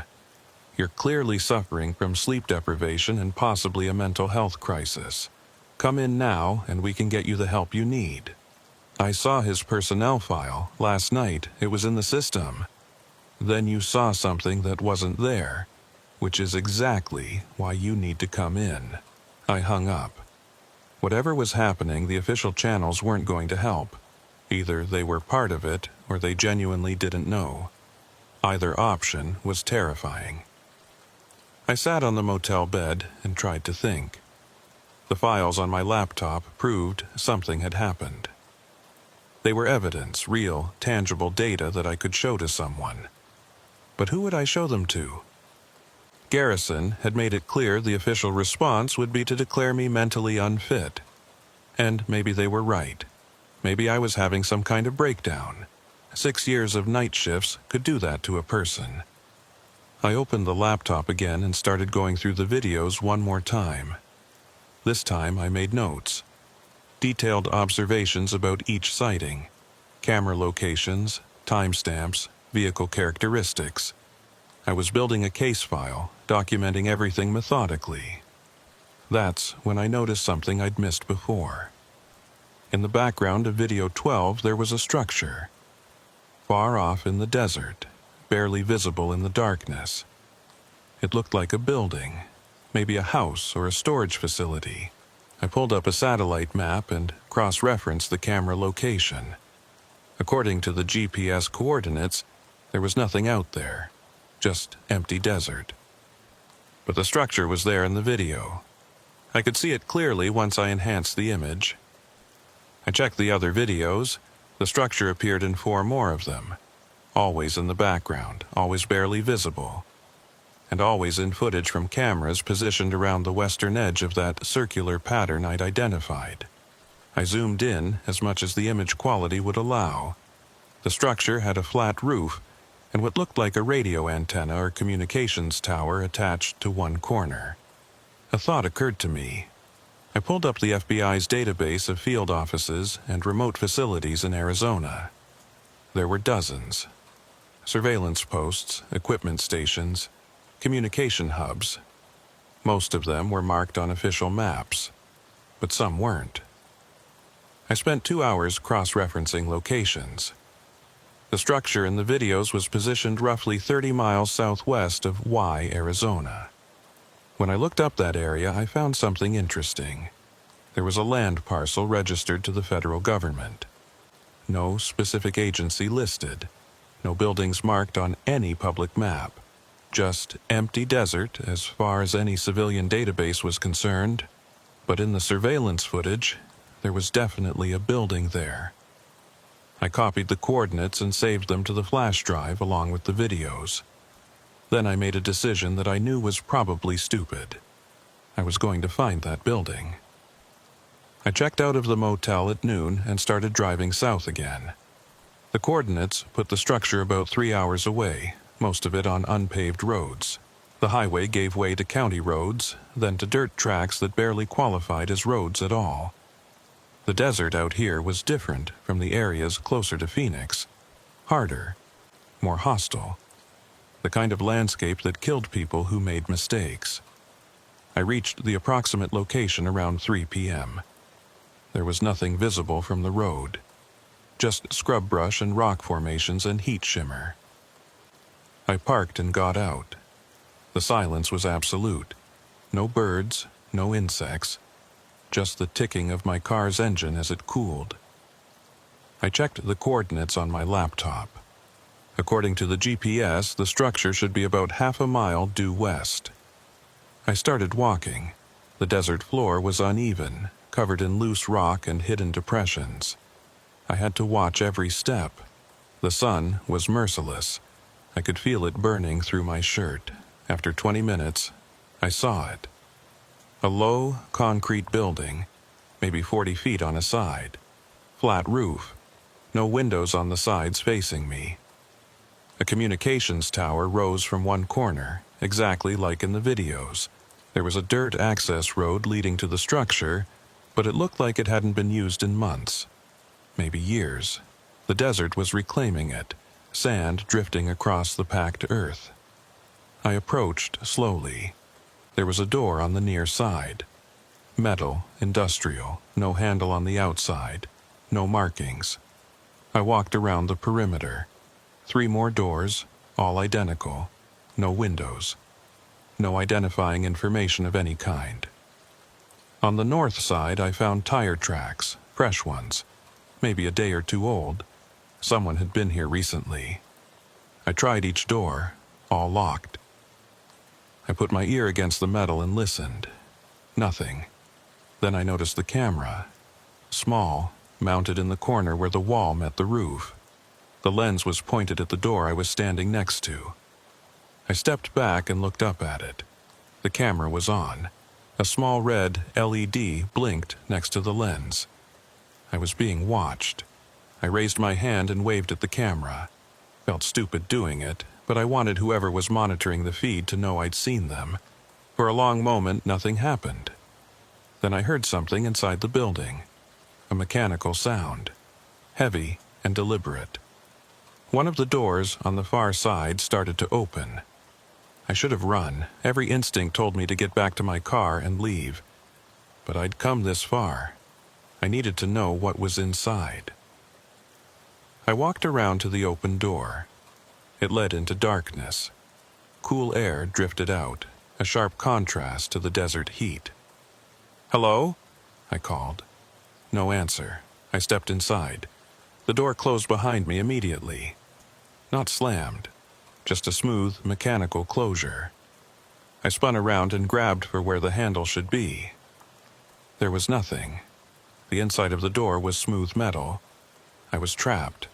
Lights came on. Fluorescent panels in the ceiling flickering to life one by one. The space was larger than I'd expected. A central room with corridors leading off in multiple directions. The room was empty except for a desk in the center. On the desk was a computer terminal. The screen was on, showing a single line of text. "Sit down, Agent Reed." I looked around for cameras. Found 3 of them mounted in different corners. I walked to the desk and sat in the chair. The terminal flickered and new text appeared. "You shouldn't have come here." I looked at the keyboard. Started typing. "Who are you?" The response was immediate. "That's not the right question." "What's the right question?" "You already know what to ask." I thought about it, then I typed, "What happened to Marcus Briggs?" The screen went blank for several seconds.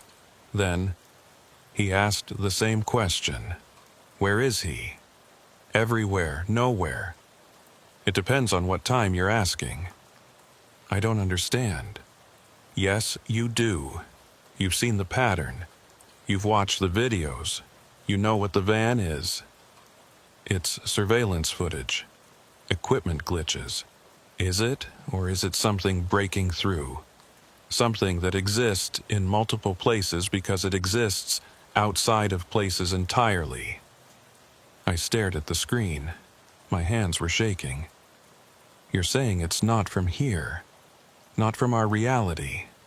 "I'm saying reality is more flexible than you think. Especially out here.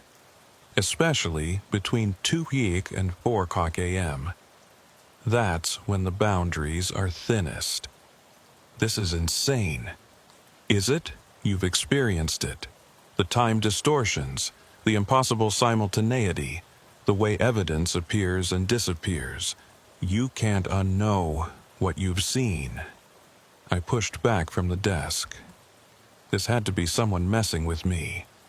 Some elaborate prank or psychological operation. But the videos were real, the van was real, the missing agent was real. "What do you want from me?" I typed. "Nothing. This isn't about what we want, it's about what you choose to do with what you know." "And what do I know?" "That there are places in Arizona where the desert meets something else. Where the normal rules stop applying. We monitor these places. We document them. But we don't interfere. Why not? Because interference makes it worse. Briggs interfered. He went to mile marker 47 at 2:47 a.m. He tried to interact with what he saw there. Now, he's part of it." "Part of what?" The screen flickered. The text changed color, turning red. The pattern, the loop, the thing that drives the white van. "I want to leave now." "You can't, not yet. You need to understand the choice you're making." "What choice?" "Whether to forget or to remember. Whether to walk away or to keep looking." Briggs chose to keep looking. It consumed him. You can still choose differently. How do I forget something like this? We can help. We have protocols. You'll wake up in your apartment. You'll remember having a difficult night shift. Equipment failures. Nothing more. You'll continue your career, live your life. The memories will fade like a dream. And if I choose to remember... The screen went blank again. When the text returned, it was white again. Then you become what Briggs became. An observer. Someone who knows. You'll monitor the feeds, document the sightings, watch as the boundaries continue to thin, and eventually, when it's your turn, you'll go to mile marker 47, because you'll need to see for yourself. That's not a choice. That's a death sentence. It's not death, it's transformation. It's becoming part of something larger than yourself. Briggs understood that in the end. How do you know? Because he told us. In the reports he filed after he disappeared. In the messages he leaves in the footage. He's still communicating. Still trying to explain what he's become. I felt cold, despite the temperature in the room. Show me. The computer screen changed. Video footage began playing. It was one of the surveillance clips I'd watched earlier. The white van passing through frame at 2:47 a.m. But this time, I noticed something new. In the reflection on the van's side mirror, there was a face. Blurred and distant, but unmistakably human. The video zoomed in, enhanced. The face became clearer. It was Marcus Briggs, looking directly at the camera. His mouth was moving, forming words. The video slowed down. I could read his lips, stop looking. The screen went black. I sat there in the silence, my heart hammering. That was recorded 3 days ago. The text on the screen read, "He's still trying to warn people, still trying to prevent what happened to him from happening to others. But the warning is part of the pattern now, part of the loop.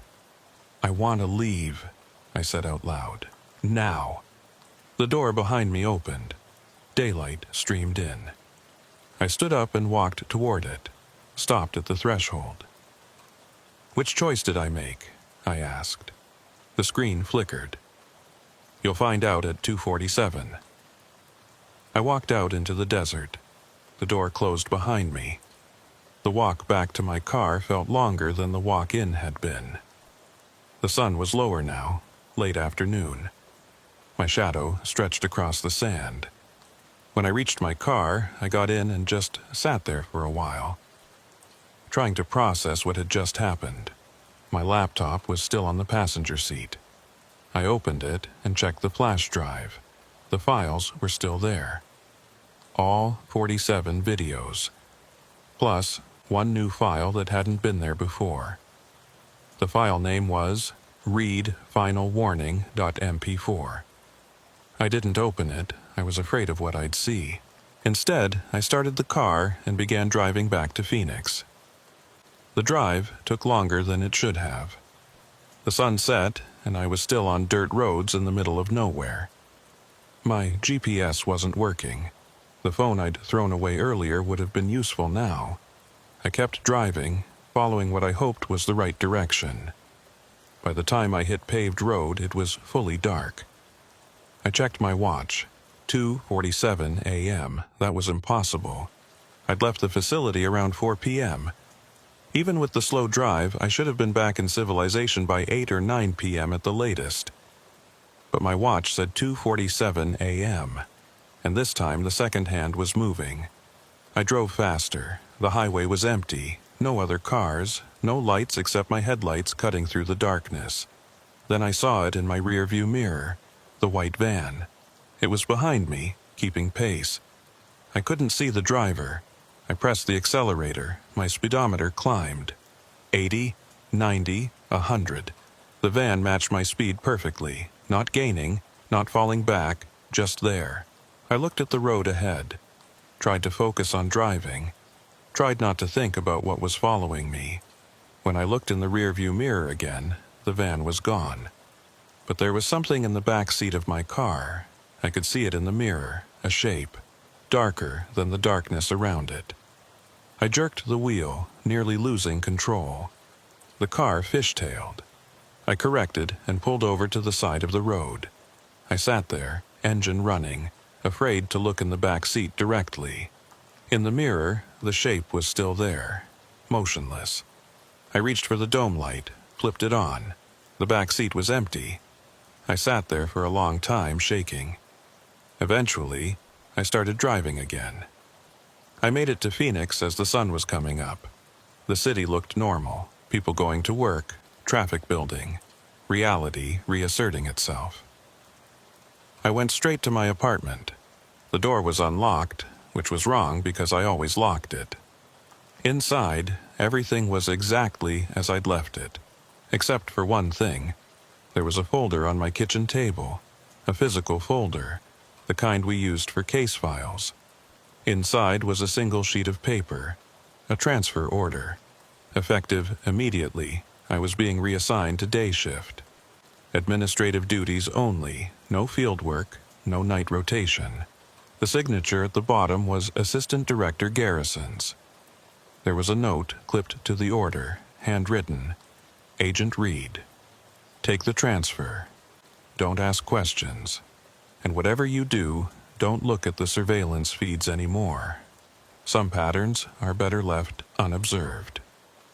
G. I put the folder down and went to my laptop. The flash drive was still plugged in. All the files were gone except one. The file called Read Final Warning at MP4. I hesitated, cursor hovering over it. Then I opened it. The video was short. Just 15 seconds. It showed a camera feed from mile marker 47. Timestamp 2:47 a.m.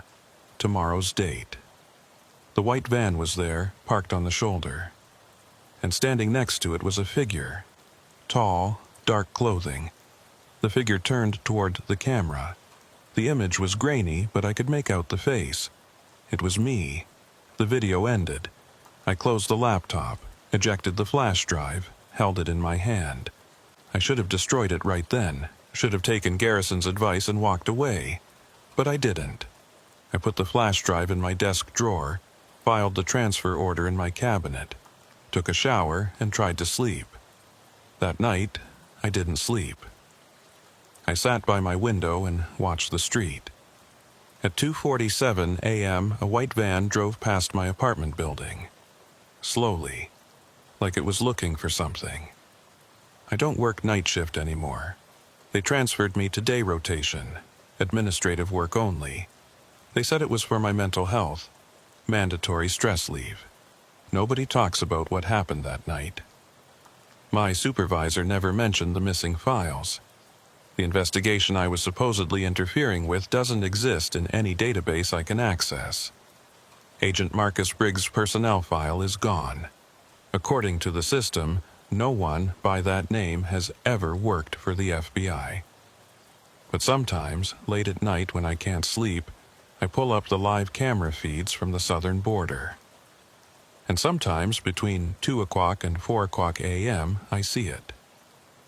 A white van moving through the Arizona darkness, appearing on cameras that are hundreds of miles apart in the same moment. I don't report it anymore, I don't tell anyone, I just watch, and I wonder if somewhere out there, Marcus Briggs is watching too. And I wonder if someday the van will be carrying my name. The clock on my wall reads 2:47. It's always 2:47 now, no matter what time I check it. I think I'm starting to understand what I was actually looking at. I wish I didn't. Last week I received an email. No sender address, no subject line, just a single sentence. It's almost time, Agent Reed. I deleted it, but it reappeared in my inbox the next day and the day after that. Tomorrow night I'm going to drive to mile marker 47. I don't know why. I don't even know if I'm making the choice myself, or if the choice was made for me the moment I opened those first files. Maybe there's no difference. I've prepared this document as a record. If you're reading this, then either I didn't go, or I did go and didn't come back. If I didn't come back, and you work for the FBI and you get assigned to night shift in Arizona, and you see files about border surveillance anomalies in the system. Close them. Don't look. Don't ask questions. Some patterns don't want to be understood, they just want to be fed. And it's 2:47 somewhere right now.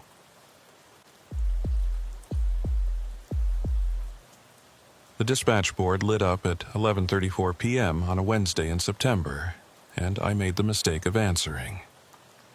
My name is Agent Cole Mason, and I've been working the night communications desk at the FBI's Flagstaff satellite office for 4 years. It's not glamorous work. Most agents see the comm desk as a stepping stone, something you do for a year before moving to fieldwork or investigations. But I liked it. Liked the routine, the predictability, the sense of being the calm center while everything else moved around me. The Flagstaff office is small, just 12 agents covering northern Arizona. We handle everything from federal land crimes to border interdiction support to the occasional domestic terrorism case when something filters up from the Phoenix division. At night, it's usually just me and one field agent on call, monitoring radio traffic and processing reports that come in after hours. Tonight, Agent Ethan Grant was on field duty, out checking on a reported campfire in the Coconino National Forest. Probably nothing, but federal land meant federal jurisdiction, and we had to respond. He'd radioed in 30 minutes ago saying he was heading back, would be at the office by midnight. The board had been quiet until now. Just the usual automated check-ins from various monitoring systems, the occasional weather alert, nothing that required human intervention. Then Line 7 lit up. External call, not from our network. The display showed an Arizona area code but no caller ID. Not unusual. Cell service in northern Arizona was spotty, especially in the rural areas. Calls often came through with incomplete information. I picked up the handset. FBI Flagstaff office, Agent Mason speaking. Static crackled on the line. Underneath it, I could hear what sounded like wind. Strong wind, the kind that howled through the high desert canyons north of town. Hello? This is the FBI. Can you hear me? More static. Then a voice, male, speaking quickly. The words were garbled by interference, but I caught fragments. Need help. Route 89, mile marker. I grabbed a pen and notepad. Sir, you're breaking up. Can you repeat that? What's your location? Van. White van. Something wrong? The connection cleared for just a moment, and I heard him more distinctly. He sounded young, maybe mid-20s, and scared. Really scared. The kind of fear that makes people's voices go high and tight. Sir, I need you to slow down and tell me exactly where you are and what's happening. Route 89, mile marker 457. There's a van here. White van. It's been sitting here for hours. Doors open, engine running, but there's nobody. The static surged again, drowning out his words. Sir, are you still there? Blood? I think there's blood. I was already pulling up our dispatch protocols on my computer, logging the call. Route 89 ran north from Flagstaff up toward Page and the Utah border. Mile marker 457 would put him somewhere near the Vermilion Cliffs, about 2 hours north. Remote area, not much out there except rock and sky. Okay, listen to me carefully, I said, keeping my voice calm and authoritative. I need you to tell me your name and confirm your exact location. Are you in a safe position right now? My name is... It's cutting out. Can you hear me?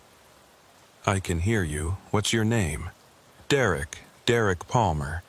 I'm a student at NAU. I was driving back from Page and I saw this van on the side of the road. I thought maybe someone needed help, so I stopped. But there's nobody here, just the van with the doors open and the engine running. And I think something bad happened here. I was typing as he spoke, creating the incident report. Call received 2334. Caller identifies as Derek Palmer, NAU student, reporting abandoned vehicle, Route 89, MM 457. Possible emergency situation. Derek, I need you to stay calm. Do not approach the vehicle any further. Can you see any other people or vehicles in the area? No, nothing. It's just me and this van in the middle of nowhere. There's no other traffic. I haven't seen another car in 20 minutes. Okay, I'm going to dispatch an agent to your location. It's going to take some time to get there. In the meantime, I need you to return to your vehicle, lock the doors, and wait. Do not investigate further. Do you understand? Yeah, okay. But there's something really wrong here. The van is just sitting there with the headlights on and the engine running, and the driver's door is wide open like someone just stepped out. But there's nowhere to go. We're in the middle of the desert. I understand. Just get back to your vehicle and stay on the line with me. I heard movement on his end. Footsteps on gravel, then a car door opening and closing. An engine starting. Okay, I'm in my car. Doors locked. Good. Now, can you describe the van for me? Make, model, color, any visible plates or markings? It's a white Ford van. E350 maybe? Commercial style. No markings that I can see. The license plate is... Hold on, let me put on my high beams. There was a pause. I heard his engine idling, heard him breathing. Derek, can you see the plate? That's weird. There's no plate. Front or back. Just empty brackets where a plate should be. I made a note, unregistered vehicle or plates removed. Escalating suspicion. All right, and you mentioned blood. Where did you see that? On the driver's seat. Not a lot, but definitely blood. Dark stains, fresh, I think. And there's a phone on the dashboard, someone's phone just sitting there. This was getting worse. Abandoned vehicle, no plates, blood evidence, personal effects left behind. Could be a lot of things. Carjacking gone wrong, medical emergency, or something worse. Derek, I need you to stay exactly where you are. I'm dispatching an agent now. He'll have lights and sirens. When you see him approach, flash your headlights so he knows which vehicle is yours. Do not exit your vehicle until the agent identifies himself. Clear? Yeah, clear. How long until someone gets here? I checked the GPS. Grant was 40 minutes south, just starting his drive back from the forest fire check. If I diverted him now, he could be at mile marker 457 in about 90 minutes, maybe a bit less if he pushed it. Approximately 90 minutes. I know that's a long time, but I need you to stay calm and stay on the line with me. 90 minutes? I'm out here alone with this creepy van for 90 minutes. I know it's difficult, but you're safe in your locked vehicle. The agent will get there as quickly as possible. In the meantime, I need you to keep watching the area and report anything unusual you see. Can you do that? Yeah, I can do that. I keyed the radio to Grant's frequency. Agent Grant, this is Base. Do you copy? The radio crackled. Base, this is Grant. Go ahead. I need you to divert to Route 89, mile marker 457. We have a civilian reporting an abandoned vehicle with possible blood evidence. Caller is standing by on scene. Copy that. Mile marker 457, Route 89. ETA approximately 90 minutes. Any additional information on the vehicle? White Ford van, commercial style, no visible plates. Engine running, doors open, unattended. Possible blood on driver's seat. Caller reports no other persons or vehicles in the area. Understood. Proceeding with caution. Will advise when on scene. I switched back to the phone line. Derek, an agent is on his way. His name is Ethan Grant. He'll be in a black SUV with federal plates. When he arrives, he'll identify himself before approaching. Until then, just keep me updated on anything you observe. Okay, thank you. I'm sorry if this is nothing, but it just feels wrong, you know? Who leaves a van running in the middle of nowhere? You did the right thing by calling. Better to report it and have it be nothing than to not report something serious. Yeah, I guess. I could hear the nervousness in his voice, the adrenaline starting to fade and being replaced by the creeping unease of sitting alone in the dark with something that didn't make sense. "Tell me about your drive tonight," I said, trying to keep him talking, keep him calm. "What were you doing in Page?" "Just visiting a friend. He's doing a semester at the community college up there. I drove up this morning, hung out for the day, started back around 10. Pretty boring drive usually, but tonight you found something unusual. It happens. This stretch of road, we get a lot of strange calls. People break down, run out of gas. Sometimes they just pull over because they're too tired to keep driving safely. Could be a simple explanation. Maybe. But the blood, though. And why would someone leave their phone? We'll figure it out when the agent arrives. Just stay alert and stay safe." For the next few minutes, we talked about inconsequential things. His classes at Northern Arizona University, the weather, the best places to eat in Flagstaff. Standard procedure for keeping a caller calm and engaged during a long wait. Then Derek went quiet. "Derek, you still there?" "Yeah, I'm here. I thought I saw something." My attention sharpened. "What did you see?" "Movement, maybe. Near the van. Just for a second, like someone walking past the headlights, but when I looked directly at it, there was nothing." "Could it have been an animal? Deer or coyote?" "Maybe. Yeah, probably. Just shadows and headlights playing tricks. I'm a little freaked out, sorry." "That's completely normal. Your eyes adjust to darkness, and then sudden light sources can create illusions. Just keep watching and let me know if you see anything definite." "Okay." Another minute passed. I could hear him breathing, hear the idle of his car engine through the phone. "Agent Mason?" "Yes." "The van's headlights just went off." I sat up straighter. "The headlights turned off? Did the engine shut down too?" "No, the engine's still running. I can hear it. But the lights just went dark, all at once, like someone flipped a switch." "Could the battery have died?" "I don't think so. The engine's definitely still going. I can hear it running." This was wrong. Headlights didn't just turn off while the engine was running unless someone turned them off manually. Or unless there was an electrical fault, but that usually killed the engine too. "Derek, I need you to keep your eyes on that van and tell me immediately if you see any movement or any other changes." "I'm watching it. It's just sitting there in the dark now. I can barely see it except when my headlights hit it at the right angle." "That's fine. Keep your own lights on and your doors locked. Agent Grant is making good time. Should be there in about 70 minutes now." 70 minutes? Okay, I can do 70 minutes. But his voice had changed. The initial fear was back, stronger now. Because something that had seemed explainable, just an abandoned vehicle with a simple explanation, had just become actively strange. I pulled up the incident log and added the new information. Headlights deactivated at approximately 23:48. Engine still running. No visual confirmation of persons in area. Then I did something I probably shouldn't have done. I pulled up our surveillance database and checked if we had any camera coverage of Route 89 near mile marker 457. We had one camera, installed 6 months ago as part of a border monitoring expansion. It was positioned on a ridge overlooking a 10-mile stretch of highway. Mile marker 457 would be right in its coverage area.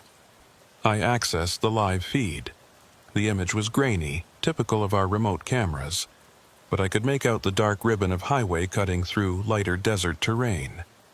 I zoomed in as far as the system would allow and scanned for mile marker 457. There, a vehicle pulled over on the shoulder. Even with the poor resolution, I could see it was a white van, and about 50 yards behind it, another vehicle. That would be Derek's car. I watched for a moment. The van sat motionless. Derek's car was also still, headlights pointing forward, illuminating the back of the van in his high beams. Everything looked exactly as Derek had described it. Nothing moving, no people visible, just two vehicles on an empty highway in the middle of the night. I was about to close the feed when I noticed something odd about the timestamp. The live feed showed 23:51 p.m., but the time code on the camera display showed 23:34 p.m., a 17-minute discrepancy. That was unusual but not unheard of. These remote cameras sometimes had synchronization issues, especially after power outages or system updates. I made a note to flag it for technical review, then switched back to the phone line. "Derek, everything okay?" "Yeah, still here, still watching. Nothing's moving." "Good, you're doing great. Agent Grant is about 65 minutes out now." I glanced back at the camera feed, intending to close it, when something made me pause. The van was gone. I blinked, thinking I'd scrolled the camera view by accident. But no, I was still zoomed in on the same section of highway. Mile marker 457 was clearly visible in the frame. Derek's car was still there, headlights on, exactly where it had been a moment ago, but the white van had disappeared. "Derek," I said carefully, keeping my voice neutral, "can you still see the van?" "Yeah, it's right in front of me. Why?" I stared at the camera feed. Derek's car, sitting alone on the highway, no van in front of it, no van anywhere in the frame. "Can you describe exactly where it is relative to your position?" "It's about 50 yards ahead of me, pulled over on the right shoulder. Same place it's been the whole time. Are you seeing something different?" "Just checking our camera coverage of the area. Sometimes the angles can be tricky." I refreshed the camera feed. Same image. Derek's car, no van. I checked the timestamp again. Still showing 23:34 p.m., frozen there like the camera had stopped recording 17 minutes ago. But Derek's car was clearly visible in the frame, and I could hear his engine through the phone, so the camera was definitely receiving live feed. Just the timestamp was wrong. Had to be. Technical glitch. The camera was malfunctioning. "Derek, I need you to do something for me. Turn your headlights off and then back on just for a second." "Okay, why?" "I'm checking something on our camera system. It'll just take a second." "All right." Through the phone, I heard a click. On the camera feed, Derek's headlights went dark. Then another click, and they came back on. The camera was working. Receiving live feed, showing me exactly what was there. And the van wasn't there. "Derek," I said slowly, "I need you to look very carefully at the van. Tell me exactly what you see. Describe it in detail." "Okay, it's a white Ford van, like I said, commercial body style, sitting on the right shoulder about 50 yards ahead. Driver's door is open. I can see the interior light is on now, actually. I don't think it was before. The engine is still running. I can hear it. There's nobody visible inside or around it." I was looking at a camera feed that showed an empty highway. Either the camera was completely malfunctioning, showing me a cached image from before the van arrived, or Derek was seeing something that wasn't there. Or I was seeing a camera feed that wasn't showing me what was actually there. All three options were bad. "Derek, I need you to stay very calm. I'm going to ask you a strange question. Do you feel normal? Any dizziness, confusion, visual disturbances?" "What? No, I feel fine. Why?" "Just protocol. We need to rule out any medical issues. You said you drove from Page tonight. Did you take any medication, drink any alcohol?" "No, nothing. I'm completely sober and I feel fine." "Why are you asking me this?" "Because I needed to know if he was hallucinating. Because I needed to understand why he was seeing a van that my camera couldn't see. Just routine questions. Don't worry about it. Agent Grant will be there soon and we'll get everything sorted out." but I was already pulling up the technical specifications for the camera system, looking for any explanation. Malfunction logs, error reports, anything that would explain why the feed wasn't matching reality. The system showed green across the board. No errors, no malfunctions, camera operating normally. Agent Mason, the interior light in the van just went out. The one you said was on a moment ago? Yeah, it just went dark. The whole van is dark now. I can barely see it. On my camera feed, there was still nothing. Just Derek's car on an empty highway. Derek, I need you to do something else for me. Very carefully, I want you to drive forward slowly, about 25 yards. Then stop and tell me what you see. You want me to drive toward the van? Just 25 yards. Stay in your vehicle. Doors locked. I just need to verify the camera angle. I heard his transmission shift into drive. On the camera feed, his car began to move forward. Slowly, cautiously, exactly as I'd instructed. He traveled about 25 yards and stopped. Okay, I'm stopped. The van is closer now, maybe 25 yards away. On my feed, his car sat alone on the highway. No van anywhere near him. Derek, I need you to be very honest with me. When you look at the van, does it look solid, real, or does it look strange in any way? It looks real. It looks like a van. Why are you asking me these questions? Just checking something. Don't worry. But I was worried. Because there were two possibilities now, and both of them were wrong in different ways. Either Derek was experiencing some kind of hallucination, or break from reality. Seeing something that didn't exist, or the camera system was failing to show me something that was really there. I switched to the radio. Agent Grant, this is Base. Update on your ETA? Base, this is Grant. Currently, about 55 minutes out. Is there a change in situation? I hesitated. How did I explain this? That my caller was reporting a van that my camera couldn't see? That either he was hallucinating, or my equipment was failing, or something else was happening that I didn't understand. The situation may be more complex than initially reported. Possible witness reliability issues or technical difficulties on our end. Maintain cautious approach when you arrive. Copy that. We'll proceed with appropriate caution. I switched back to the phone line. Derek was saying something, his voice higher, more urgent. Saw someone. I definitely saw someone that time. Derek, slow down. What did you see? Someone walked past the van, between the van and my car. I saw them clearly, a person walking across the road. Can you describe them? It was dark. They were just a silhouette, moving from the right side of the road to the left, walking slowly. They didn't look at me, didn't acknowledge my car at all, just walked past and kept going into the desert. What direction are they going now? They're gone. They walked past and disappeared into the darkness. Should I follow them? Should I try to help? No, absolutely not. Stay in your vehicle with the doors locked. Do not exit for any reason. On my camera feed, I saw nothing. No person, no movement. Just Derek's car, headlights illuminating empty pavement. Derek, I need you to tell me the truth. Have you slept recently? Have you been driving for a long time tonight? I slept fine last night. I've only been driving for 2 hours. I'm not tired. I'm not seeing things. There was someone there. His voice was firm, defensive. He knew what I was implying.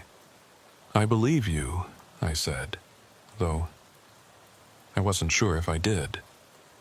I just need to understand exactly what's happening. Agent Grant will be there soon. Just stay in your vehicle and keep watching. If you see the person again, try to get a better description, but do not approach or follow. Okay. I'm watching. I pulled up the incident log and added another entry. Caller reports seeing individual walking near scene, disappeared into desert. Unable to confirm via camera surveillance. Then I did something else I probably shouldn't have done. I pulled up our case database and searched for recent incidents on Route 89 near mile marker 457. Nothing in the last 6 months. The road was quiet. Rarely saw any FBI activity. Just empty desert and the occasional tourist heading to or from Page. I expanded the search to a 20-mile radius and went back a year. Still nothing. No abandoned vehicles, no missing persons, no reported incidents of any kind. I was about to close the search when I noticed something in the archived files. A report from 3 years ago, filed by an agent in our office who'd since transferred. The report was sparse, just a few lines. Highway Patrol had found a white van abandoned on Route 89, approximately mile marker 460. No plates, no registration, no owner could be located. The van had been impounded and eventually sold at auction when no one claimed it. Mile marker 460 was 3 miles from where Derek was right now. 3 miles from where he was reporting a white van with no plates. I checked the date on the report. September 18th, 3 years ago. Today was September 18th. Same location, same date, 3 years apart. That was either a coincidence or it was something else. I pulled up the original report and read through the details.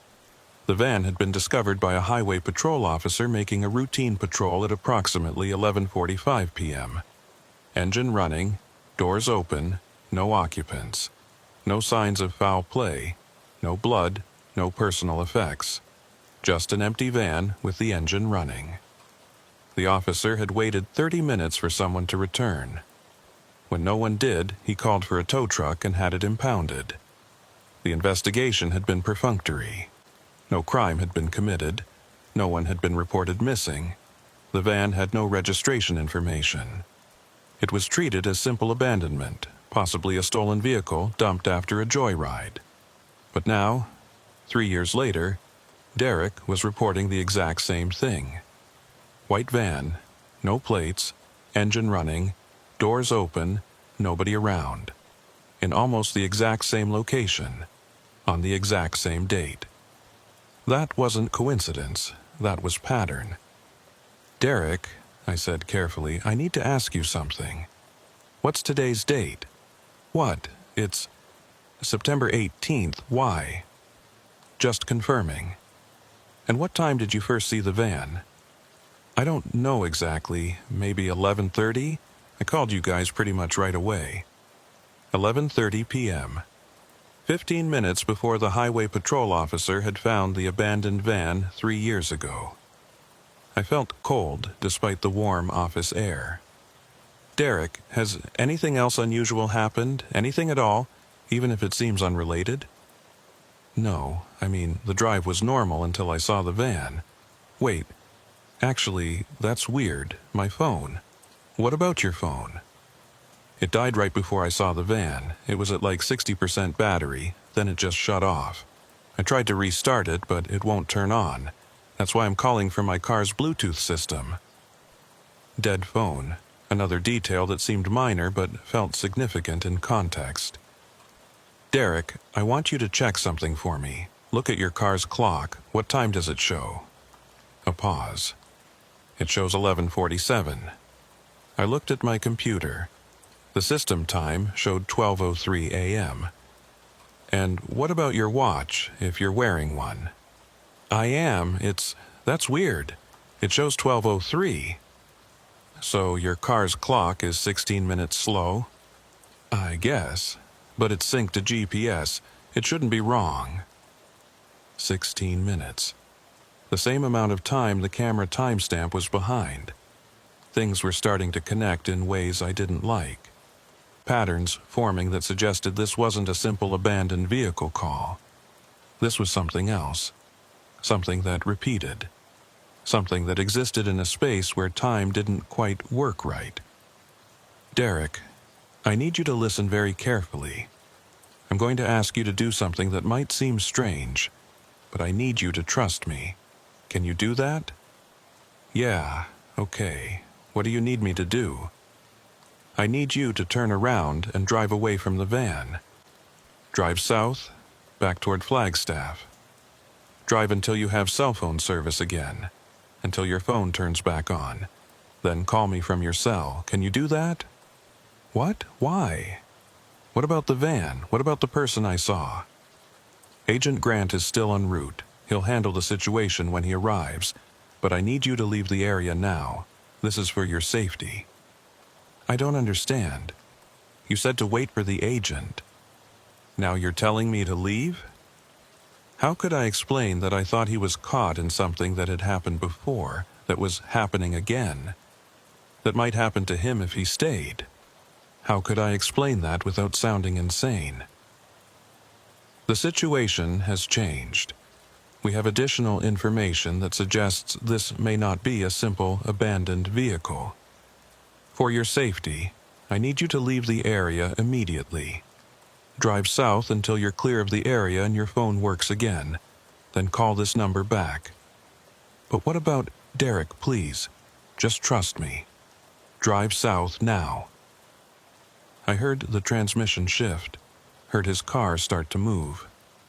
On the camera feed, his taillights grew brighter as he accelerated, driving away from the position where he'd been stopped. Driving away from the van, I couldn't see. I'm driving, he said. This feels wrong, like I'm abandoning someone who might need help. You're doing the right thing. Just keep driving. Let me know when your phone comes back on. I watched the camera feed. His taillights moved south, growing smaller, disappearing around a curve in the highway. The camera view showed empty road. No van, no person. Nothing but pavement and desert. The timestamp still showed 23:34, frozen in that moment 17 minutes ago. I switched to the radio. Agent Grant, this is Base. Go ahead, Base. Situation update. Civilian caller has been advised to evacuate the area and is currently driving south on Route 89. Recommend you continue to mile marker 457, but approach with extreme caution. Possible recurring incident with historical precedent. There was a pause. Base, can you clarify recurring incident? Similar abandoned vehicle reported at same location 3 years ago to the day. Same description, same circumstances. Unknown if connected, but proceeding with assumption of non-random pattern. Understood. We'll proceed with caution and full documentation. ETA now 40 minutes. I sat back and waited. Watched the camera feed show nothing but empty highway. Waited for Derek to call back and confirm he was clear. 1 minute passed, 2, 5. At 10 minutes, I tried calling the number he'd called from. It rang, but no one answered. Just rang and rang until it went to a generic voicemail. I checked the camera feed again. His car should have been several miles south by now, well out of range of the camera's view. The feed still showed empty highway. Timestamp still frozen at 23:34. At 15 minutes, I tried the number again. Same result. Ringing with no answer. At 20 minutes, I switched to the radio. Agent Grant, this is Base. Have you had any visual contact with a civilian vehicle heading south on Route 89? Negative, Base. Road has been empty. No southbound traffic. He should have passed Derek by now. Their paths should have crossed somewhere on Route 89 between Flagstaff and mile marker 457. Copy that. Continue to destination. Civilian caller is not responding to callback attempts. Understood. Will advise when on scene. I pulled up the incident log and stared at it. The call had come in at 23:34. I'd logged it properly, documented everything Derek had reported, followed all protocols. But now Derek wasn't answering. His car hadn't been seen by the agent heading to the location, and my camera showed nothing but empty highway. I pulled up the recording system and requested the audio file of the call. Standard procedure. All calls to the FBI comm desk were automatically recorded for training and legal purposes. The system processed my request and returned the file. Call received on line 7 at 23:34 p.m. Duration, 47 minutes. Caller ID, Arizona area code number not available. I clicked play. Static. Just static and silence. I fast-forwarded through the file. 47 minutes of static. No voices. No conversation. No sounds of a car engine or wind or anything Derek had described. The recording was blank. But I'd talked to him. I'd heard his voice. I'd documented everything he said. I had detailed notes right here on my desk, written in my own handwriting. I checked the system log. Line 7 had definitely lit up at 23:34. The call had definitely come through. The system had logged it as a 47-minute conversation, but the recording showed nothing. I tried calling the number again. Straight to voicemail this time, not even ringing. I opened my incident report and read through it. Everything was there. Derek Palmer, NAU student, reporting abandoned white van at mile marker 457, describing the scene in detail, seeing someone walking past, all of it documented. I hadn't imagined it. The call had happened, but according to the recording, I'd spent 47 minutes on a line with nothing but static. Agent Grant's voice came through on the radio. Base, I'm approaching mile marker 457. Will advise when on scene. Copy that. Approach with caution. I waited. Watched the timestamp on the radio transmission. 12:38 a.m. Base, I'm at mile marker 457. Road is clear. No abandoned vehicle visible. No civilian vehicle. No signs of any activity. Area is completely empty. Can you confirm mile marker 457 on Route 89? Confirmed. I'm stopped at the marker. There's nothing here. I looked at the camera feed. It showed the same stretch of highway, empty. The timestamp had finally updated. It now showed 12:38 a.m., matching the current time. Copy that, Agent Grant. Stand by. I pulled up the historical report from 3 years ago and read it again. White van found abandoned at mile marker 460 on September 18th at approximately 11:45 p.m. Then I pulled up the highway patrol records from that night. Found the full report. The officer had filed additional notes after the initial discovery. He'd mentioned in his narrative that he'd received a call about the abandoned vehicle from a passerby who'd stopped to check on it. The passerby had waited with the van until the officer arrived, then driven away after giving a statement. The passerby's name was listed in the report. Derek Palmer, Northern Arizona University student, driving south from Page on Route 89. I read it 3 times to make sure I wasn't misreading. Derek Palmer had called in the abandoned van 3 years ago, had waited at the scene, had given a statement to the highway patrol officer, then had driven away, and tonight Derek Palmer had called again, reporting the same van in almost the same location, on the same date. But Derek Palmer would be 3 years older now, would remember calling in an abandoned van on this road, would remember the experience. Unless he didn't. Unless he couldn't. I went to the DMV database and searched for Derek Palmer, NAU student. Found 3 matches in Arizona. Pulled up the photos. The third one matched. Young male, early 20s, brown hair, current address in Flagstaff. Date of birth, August 12, 2001. Status, deceased. Date of death, September 18th, 3 years ago. Cause, single vehicle accident on Route 89, mile marker 459. I stared at the screen. The words wouldn't process. Deceased 3 years ago. The same night he'd called in the abandoned van. I pulled up the accident report. Derek Palmer had been driving south on Route 89 at approximately 12:15 a.m. on September 18th.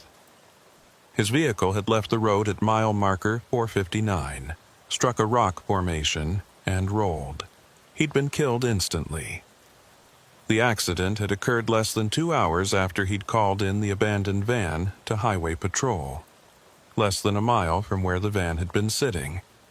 I looked at my incident log. Derek Palmer had called me at 23:34 tonight, September 18th, 3 years after he died on this same road.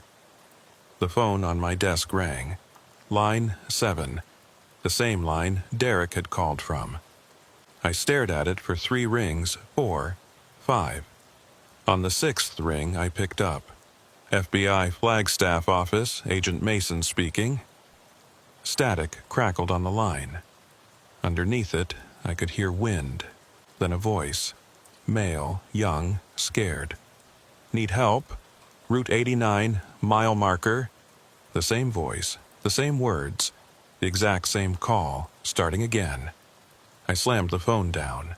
The handset clattered against the desk, then went silent. For a long moment, I sat there staring at it, my heart hammering. The office was too quiet. The fluorescent lights above me buzzed with a frequency that seemed to match the static I'd heard on the line. This wasn't possible. None of this was possible. Derek Palmer was dead. He'd been dead for 3 years. He couldn't call me. He couldn't report an abandoned van. He couldn't be driving south on Route 89 right now, 47 minutes after making the initial call. But I'd talked to him. I had notes. I had documentation. The system log showed a 47-minute call on line 7. And now, line 7 was ringing again. I grabbed my coffee, realized it had gone cold, set it down. My hands were shaking slightly. I pressed them flat on the desk to steady them. The phone stopped ringing. I counted to 10, breathing slowly, trying to process what was happening. Option 1, I was having some kind of breakdown, hallucinating the call, the conversation, everything. Maybe stress, maybe lack of sleep, maybe some undiagnosed medical condition finally manifesting. Option 2, someone was playing an elaborate prank, using Derek Palmer's name and information, somehow spoofing the call records, the DMV database, everything. But why and how? Option 3, something impossible was happening, something that violated every rule of reality I understood. None of the options were good. The radio crackled. Base, this is Grant. I've completed a full sweep of mile marker 457 and surrounding area. No vehicles, no persons, no evidence of recent activity. Request permission to return to base. I grabbed the radio handset. Negative, Grant. Stand by at that location. I need you to check something else. Copy. Standing by. I pulled up the accident report on my computer and found the exact location of Derek Palmer's fatal crash. Mile marker 459. 2 miles north of where Grant was currently positioned. Agent Grant, proceed north to mile marker 459. I need you to check for any signs of a vehicle accident at that location. Mile marker 459? Base, I'm not following. What does this have to do with the abandoned vehicle report? Just humor me. Please. Check mile marker 459 for any evidence of a crash, recent or otherwise. A pause. Copy that, proceeding to mile marker 459. I waited, watching the digital clock on my desk count forward. 12:42 a.m. 12:43 a.m. Each minute felt stretched, distorted. The phone rang again. Line 7. I didn't answer it. It rang 10 times, then stopped. Base. I'm at mile marker 459. There's debris here. My stomach dropped. What kind of debris? Glass. Broken glass scattered across the shoulder and into the road. Looks like it's from a vehicle. There's also paint transfer on that rock formation about 20 feet off the road. dark blue or black? Consistent with a vehicle strike. Is the debris recent? Hard to say for certain without proper lighting. Some of it looks fresh. The paint transfer looks old, weathered, but the glass, I don't know, it's scattered in a pattern suggesting impact, not dumping. Derek's car had been dark blue, according to the DMV records. The accident report said he'd struck a rock formation. Agent Grant, are there any vehicles in the area? Any signs of recent activity? Negative. The glass is here, but there's no vehicle. No other evidence of anyone being here recently. The glass was there, but the car wasn't. Just like the van had been there for Derek, but not for the camera. Not for Grant when he arrived. Things that existed in one version of right now, but not another. Grant, I need you to stay at that location and document everything you see. Photos, measurements, exact description of the debris field. Full forensic protocol. Understood. Base, can you tell me what's going on? This feels like more than an abandoned vehicle call. I'm working on that. Just document everything and stand by. I disconnected and pulled up the case files again. Started cross-referencing every detail. Derek Palmer died September 18th, 3 years ago, at approximately 12:15 a.m. But he'd called Highway Patrol at 11:45 p.m. that same night to report the abandoned van, which meant he'd died 30 minutes after making the call, while driving south from the abandoned van's location. The same route I'd told him to drive tonight. I'd told him to drive south, to get clear of the area, and 3 years ago, he'd driven south from that same location and died. And tonight, I'd taken a call from him, talked to him for 47 minutes, told him to drive south again. The pattern was repeating. The same date, the same location, the same sequence of events. Was I part of the pattern? Had another agent taken Derek's call 3 years ago, talked to him, advised him, sent him south to his death? I pulled up the Highway Patrol report again and looked for details on how Derek had contacted them. The report said he'd flagged down a passing patrol officer who'd been making routine rounds on Route 89. No phone call mentioned. He'd reported it in person, so that was different. This time he'd called instead of flagging down an officer. This time he'd talked to me for 47 minutes instead of waiting at the scene. This time the pattern was changing. Or maybe the pattern had always been different. Maybe I was just seeing a different iteration of something that played out in multiple ways. The phone rang. Line 7. I looked at it, counted the rings. On the 5th ring, I picked up. FBI Flagstaff Office, Agent Mason speaking. Please, need help.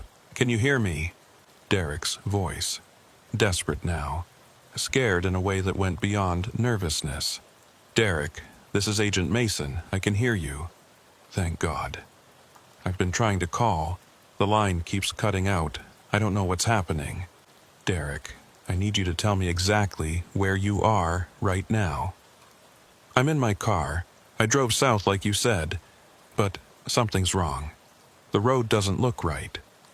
I've been driving for 15 minutes, but I haven't passed any mile markers.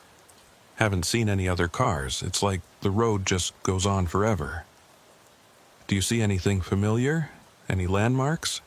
No, just road and desert.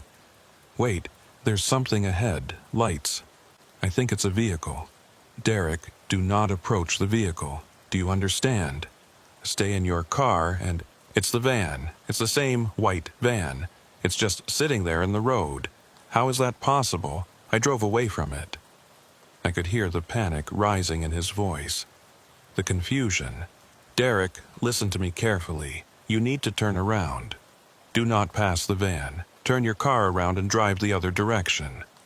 I can't. There's someone standing in the road behind me. I see them in my rearview mirror, the person I saw earlier. They're just standing there in the middle of the road. Okay, listen to me. Put your car in gear and drive around the van. Off-road if you have to, just get past it and keep driving. I'm driving, but the van, it's getting closer. I'm not moving toward it, but it's getting closer. That wasn't possible. If he was stationary and the van was stationary, the distance between them shouldn't change. Unless one of them was moving. Or unless distance didn't work the way it was supposed to in whatever space Derek was currently occupying. Derek, check your dashboard. What does your GPS show? It's not working. It's just showing a blank screen. My phone is still dead. Everything's dead except the car and this Bluetooth connection to you. What about the time? What time does your car show? A pause. 11:47. But that can't be right. I've been driving for 15 minutes. It should be after midnight by now. 11:47. The same time it had shown earlier. The same time the camera timestamp had been frozen at, offset by 17 minutes. Derek was stuck in a loop of time, or experiencing time that didn't connect properly to the present moment, moving through space that didn't map correctly to real geography. Derek, I need you to try something. I need you to stop driving and turn off your car completely. Engine off, lights off, everything. Then count to 10 and restart it. What? Why? Just trust me. Turn everything off, count to 10, then restart. I heard the engine cut. Heard Derek counting quietly. 1, 2, 3. On my computer, I pulled up the camera feed for Route 89. It still showed empty highway, no vehicles, no movement. 8, 9, 10. The engine started again. Okay, it's back on. What now? What do you see? Is the van still there? No, it's gone. The road ahead is empty. And the person behind me is gone too. It's just me on an empty highway. Relief flooded through me. Maybe that had worked. Maybe resetting his electrical systems had broken whatever loop he was caught in. Good, that's good. Now check your GPS. Is it working? Yeah, it's back on. It's showing I'm on Route 89 mile marker. That can't be right. What does it show? Mile marker 457. But I drove away from there. I drove south for 15 minutes. I should be miles away from there. He was back where he started. The loop had reset, deposited him back at the beginning. Derek, what time does your dashboard show now? It shows 12:07. Current time. He'd jumped forward to the present. And your phone? Still dead, won't turn on. Okay, listen very carefully. I need you to drive north this time, not south. Drive north on Route 89. Don't stop, don't slow down. Just drive north until you reach the town of Marble Canyon. Do you understand? North? But Flagstaff is south. I know, but I need you to drive north. There's something wrong with the road south of your position. North should be clear. Drive to Marble Canyon and call me from there. This doesn't make sense. What's happening? What was that van? I don't know, but I need you to trust me and drive north. Can you do that? Yeah, I'm driving north. I listened to the sound of his engine, the road noise, trying to detect anything unusual. Agent Mason, I'm here. I'm scared. I don't understand what's happening. That van, it shouldn't have been in front of me. I drove away from it. And that person in the road, they were just standing there, not moving. Just watching. I know. Just keep driving north. Keep talking to me. Okay. I'm about 2 miles north of where I was. Still no other traffic, no lights, just empty road. I pulled up a map and traced Route 89 north from mile marker 457. Marble Canyon was about 40 miles north. Small, tourist town on the edge of the Vermilion Cliffs.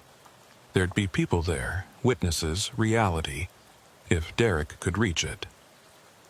How's the road looking? I asked. Empty. Dark. There's supposed to be a scenic overlook coming up. I passed it on the way south. I should be seeing it soon. Let me know when you see it.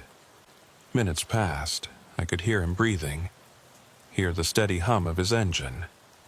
Agent Mason, I should have passed that overlook by now. I know this road. I drive it all the time.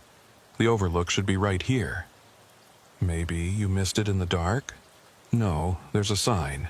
A big official Park Service sign. I couldn't miss it. But it's not here. It's like the road is missing pieces. Or like he was driving through a version of Route 89 that wasn't quite complete. A copy that had gaps. Keep going. Marble Canyon is about 40 miles from your starting position. You should see signs for it in about 20 minutes. Okay, I'm going to keep driving, but this feels really wrong.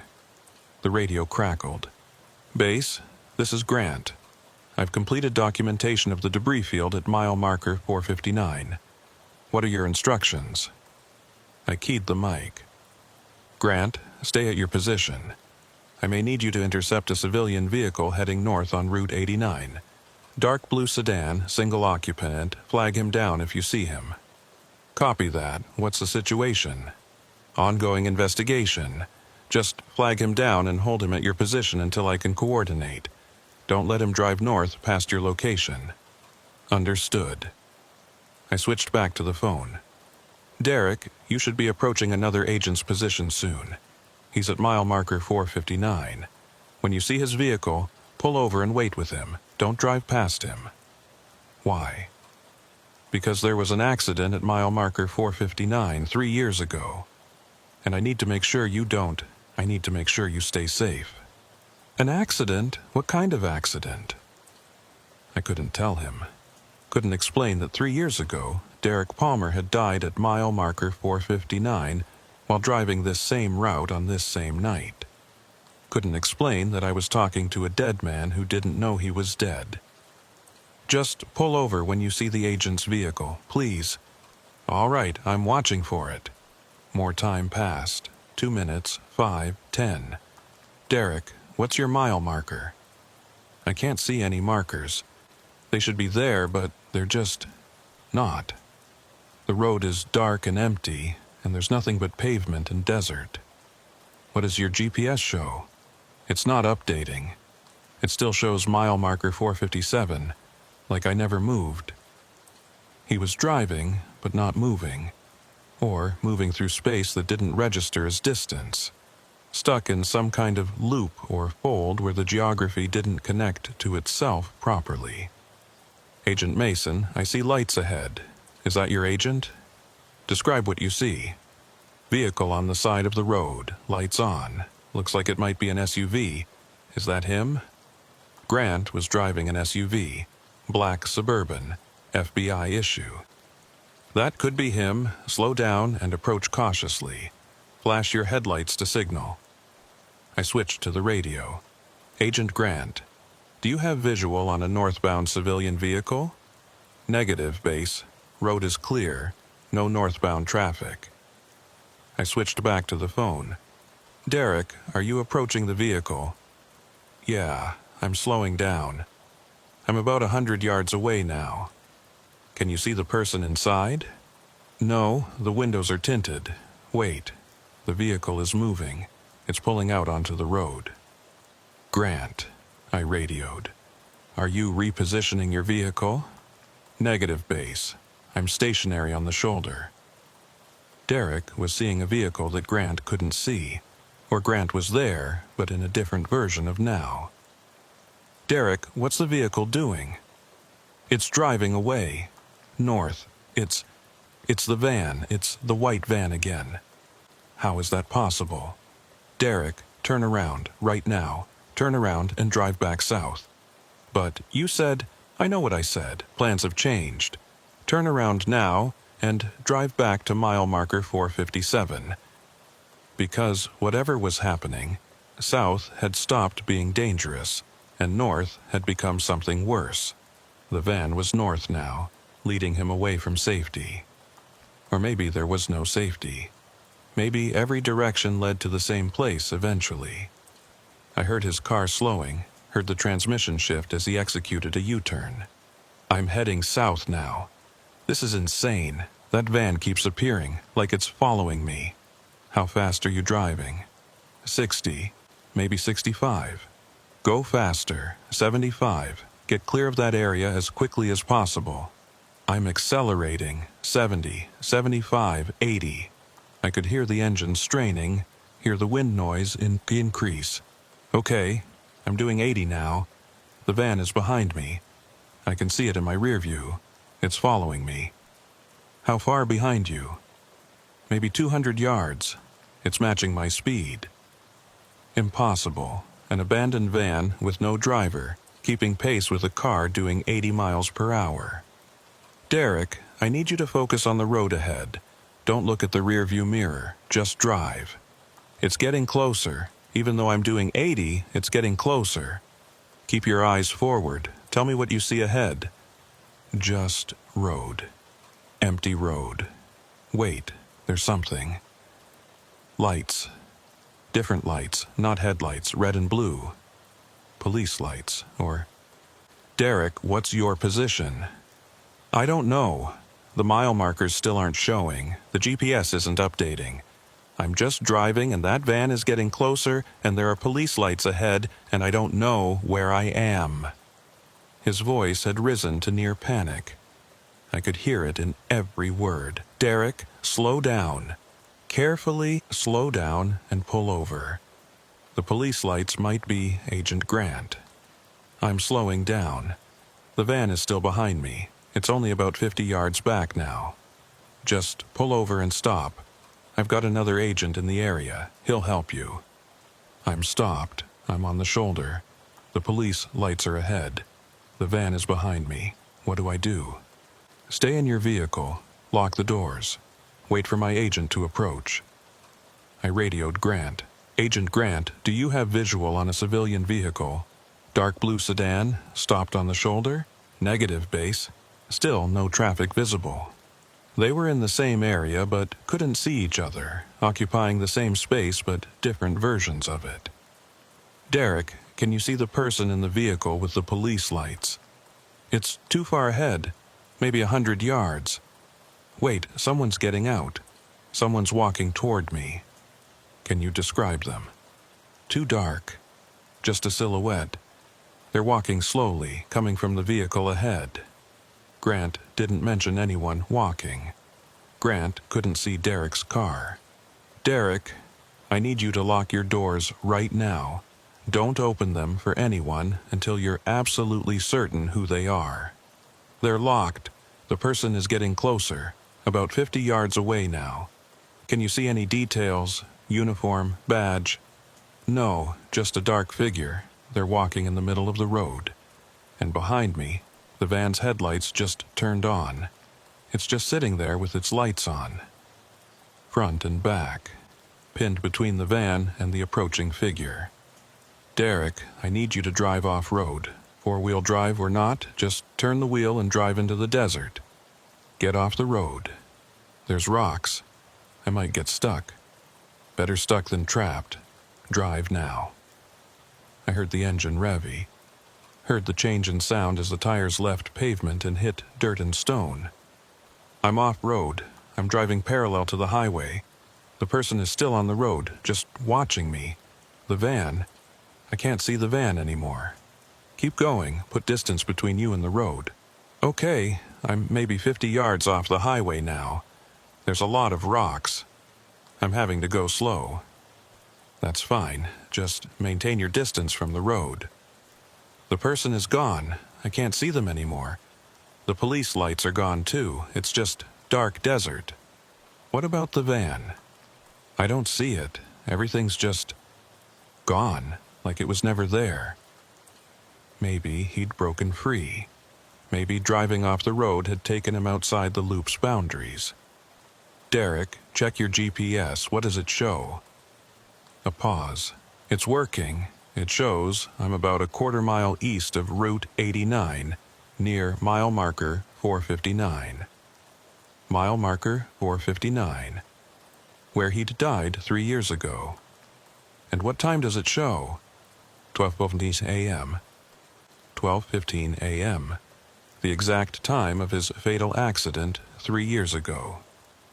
Derek, I need you to turn back toward the highway, very carefully. Watch for rocks, but get back to the pavement. Are you sure? Whatever's out there, trust me. Get back to the highway.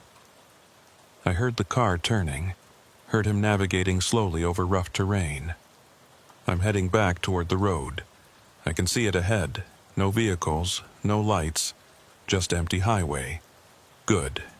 When you reach it, I need you to drive south, fast. Don't stop for anything until you reach Flagstaff city limits. Okay, I'm almost back to the pavement. Just a few more yards. The radio crackled. Grant's voice, but strange, distant, distorted. Base, vehicle, headlights approaching. The signal degraded into static. Grant, repeat. You're breaking up. Civilian vehicle, off-road, approaching highway. The line cleared for just a moment. Base. I have visual on a dark blue sedan approaching the highway from the east. It's... Wait. Something's wrong with it.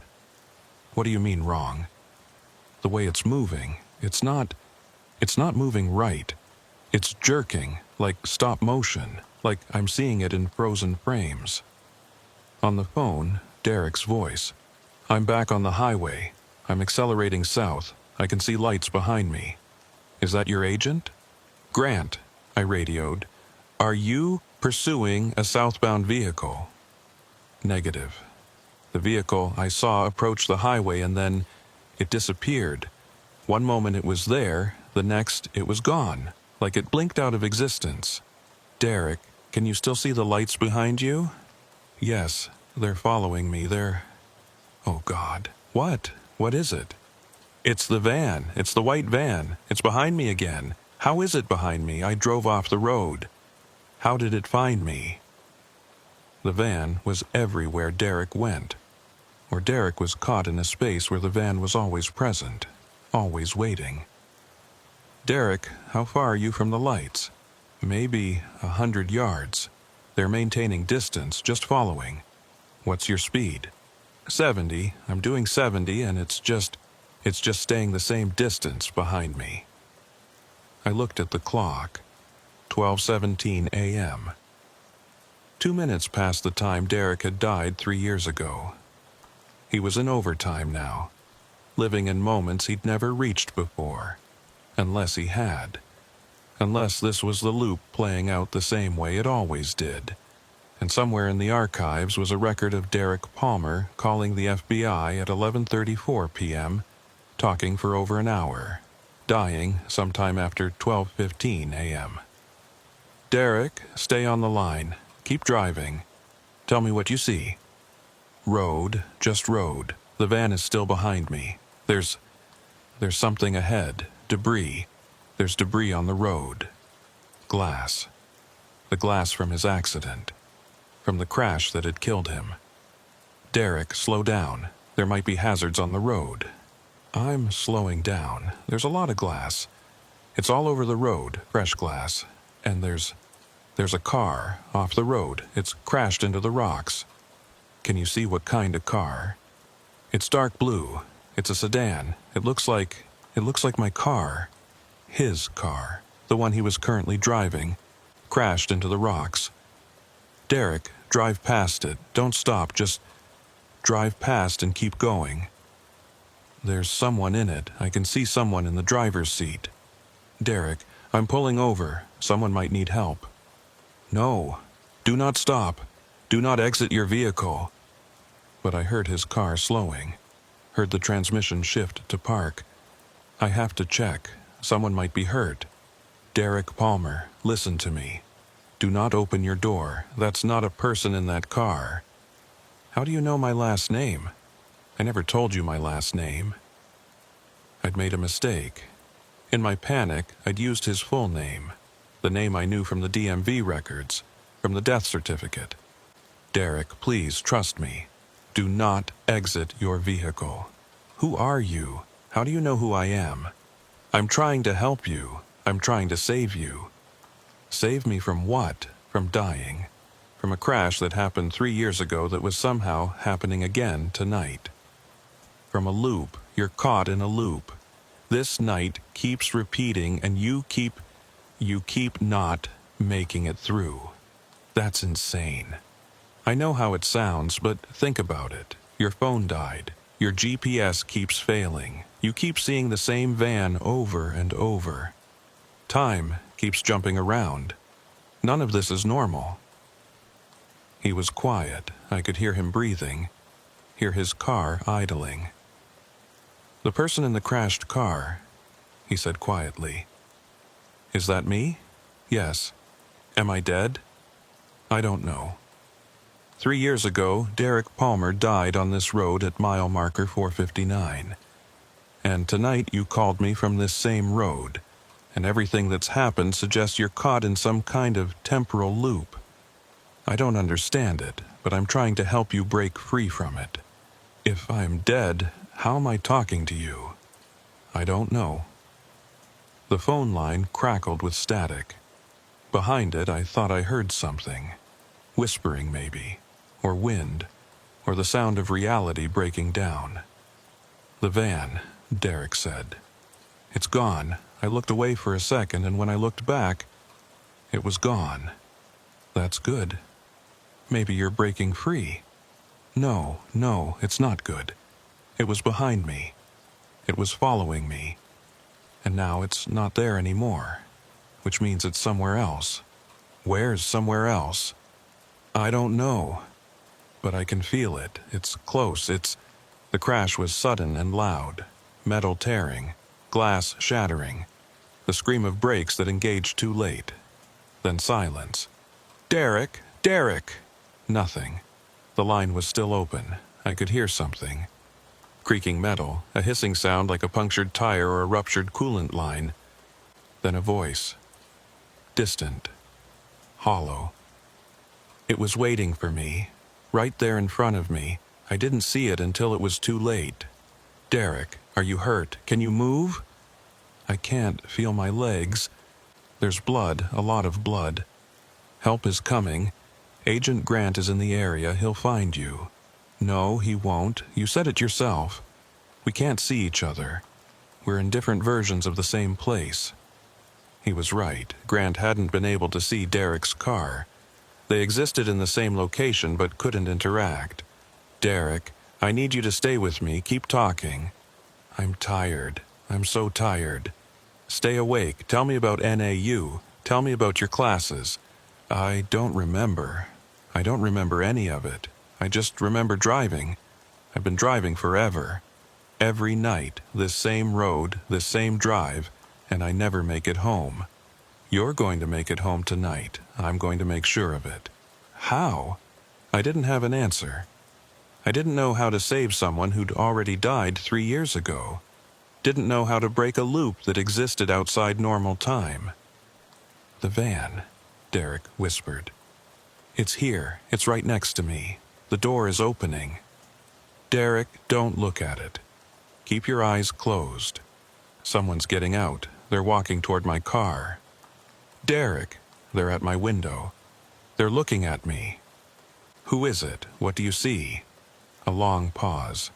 Then, in a voice that sounded hollow, empty. Me, it's me. The line went dead. I sat there holding the phone, listening to silence. Then line 7 lit up again. I let it ring. Once, twice, 10 times. On the 11th ring I picked up. FBI Flagstaff Office, Agent Mason speaking.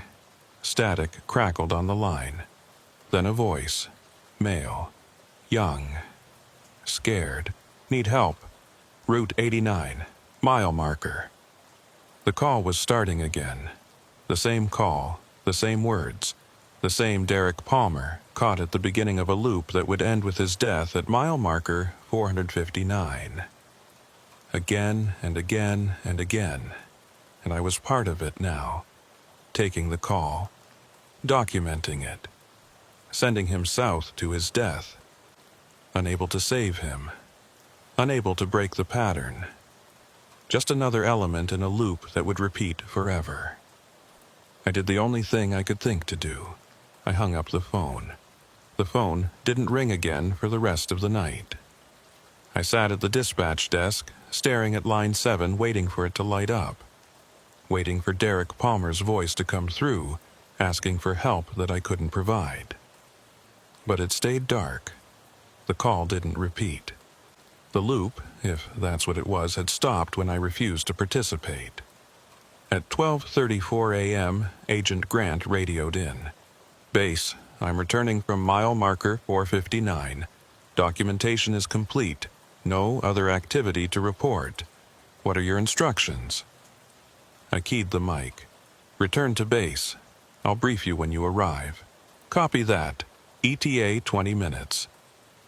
I used those 20 minutes to try to make sense of what had happened.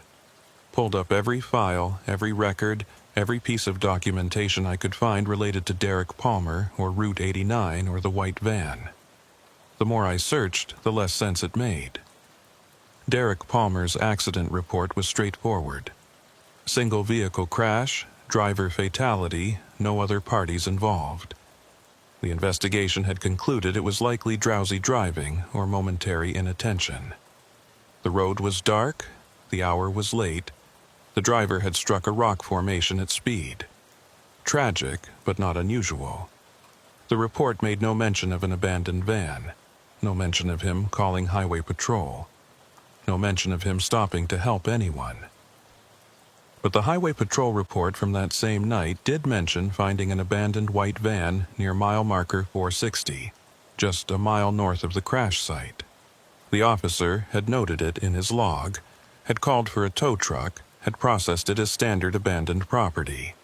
That officer's name was listed in the report. Officer James Wyatt. I pulled up Wyatt's current assignment. He'd moved from Highway Patrol to FBI liaison 3 years ago. Transferred to the Tucson office. He was working night shift there now. The same Wyatt who'd told Agent Reed to close the files on the white van surveillance reports. The same Wyatt who'd told Reed that looking too closely at these things made them look back. I picked up my cell phone and called the Tucson office. It rang 4 times before someone answered. "Tucson Field Office, Agent Wyatt speaking. This is Agent Mason in Flagstaff. We need to talk." A pause. "What's this regarding?" "Derek Palmer, Route 89, September 8th. The pause was longer this time. When Wyatt spoke again, his voice had changed, quieter, more guarded. "What happened?" "I got the call, the same call, tonight." Jesus, how did it end? "He crashed at mile marker 459, just like 3 years ago. I listened to it happen. Then the call started again. The same call, from the beginning, like it was on a loop." "And you're still taking the calls?" "No, I hung up. The second time, I hung up and didn't answer when it rang again." "Good. That's good. Don't answer if it rings again." "What is this? What's happening on that road?" Wyatt was quiet for a long moment. I could hear him breathing, could almost feel him debating how much to tell me. 3 years ago, I was a highway patrol officer working the overnight shift on Route 89. At approximately 11:45 p.m. on September 18th, I came across an abandoned white van near mile marker 460. Engine running, doors open, nobody around. Standard abandoned vehicle situation. While I was waiting for the tow truck, a civilian driver pulled over. College kid named Derek Palmer. Said he'd seen the van earlier, thought about stopping but decided to keep going. But it had bothered him enough that he turned around and came back to check on it. We talked for maybe 15 minutes. He gave a statement, I filed my report. He drove away heading south toward Flagstaff. That was the last time anyone saw him alive. About 30 minutes later, I got the call about a fatal accident at mile marker 459.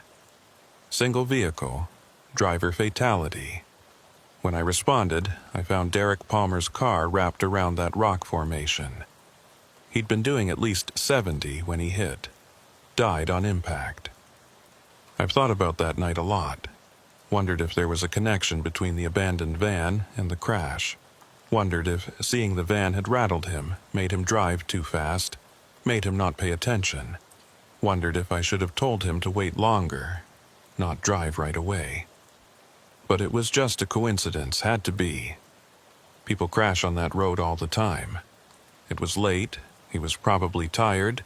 The road is dangerous, nothing supernatural about it. Except... He stopped. I waited. Except every year on September 18th, I get a call about an abandoned white van on Route 89. Different callers, different times, but always the same van, always the same location, always the same date. The first year after Derek died, the call came through dispatch. Young woman said she'd found a white van with the doors open, wanted to report it. Dispatch sent a unit. When the officer arrived, there was no van. The woman who called couldn't be reached again. Her number went to a disconnected line. The second year, I took the call myself. Young man said he'd seen the van, stopped to help, couldn't find anyone. I drove out there, no van, called the number back. Disconnected. This year, this is the third year, and you got the call.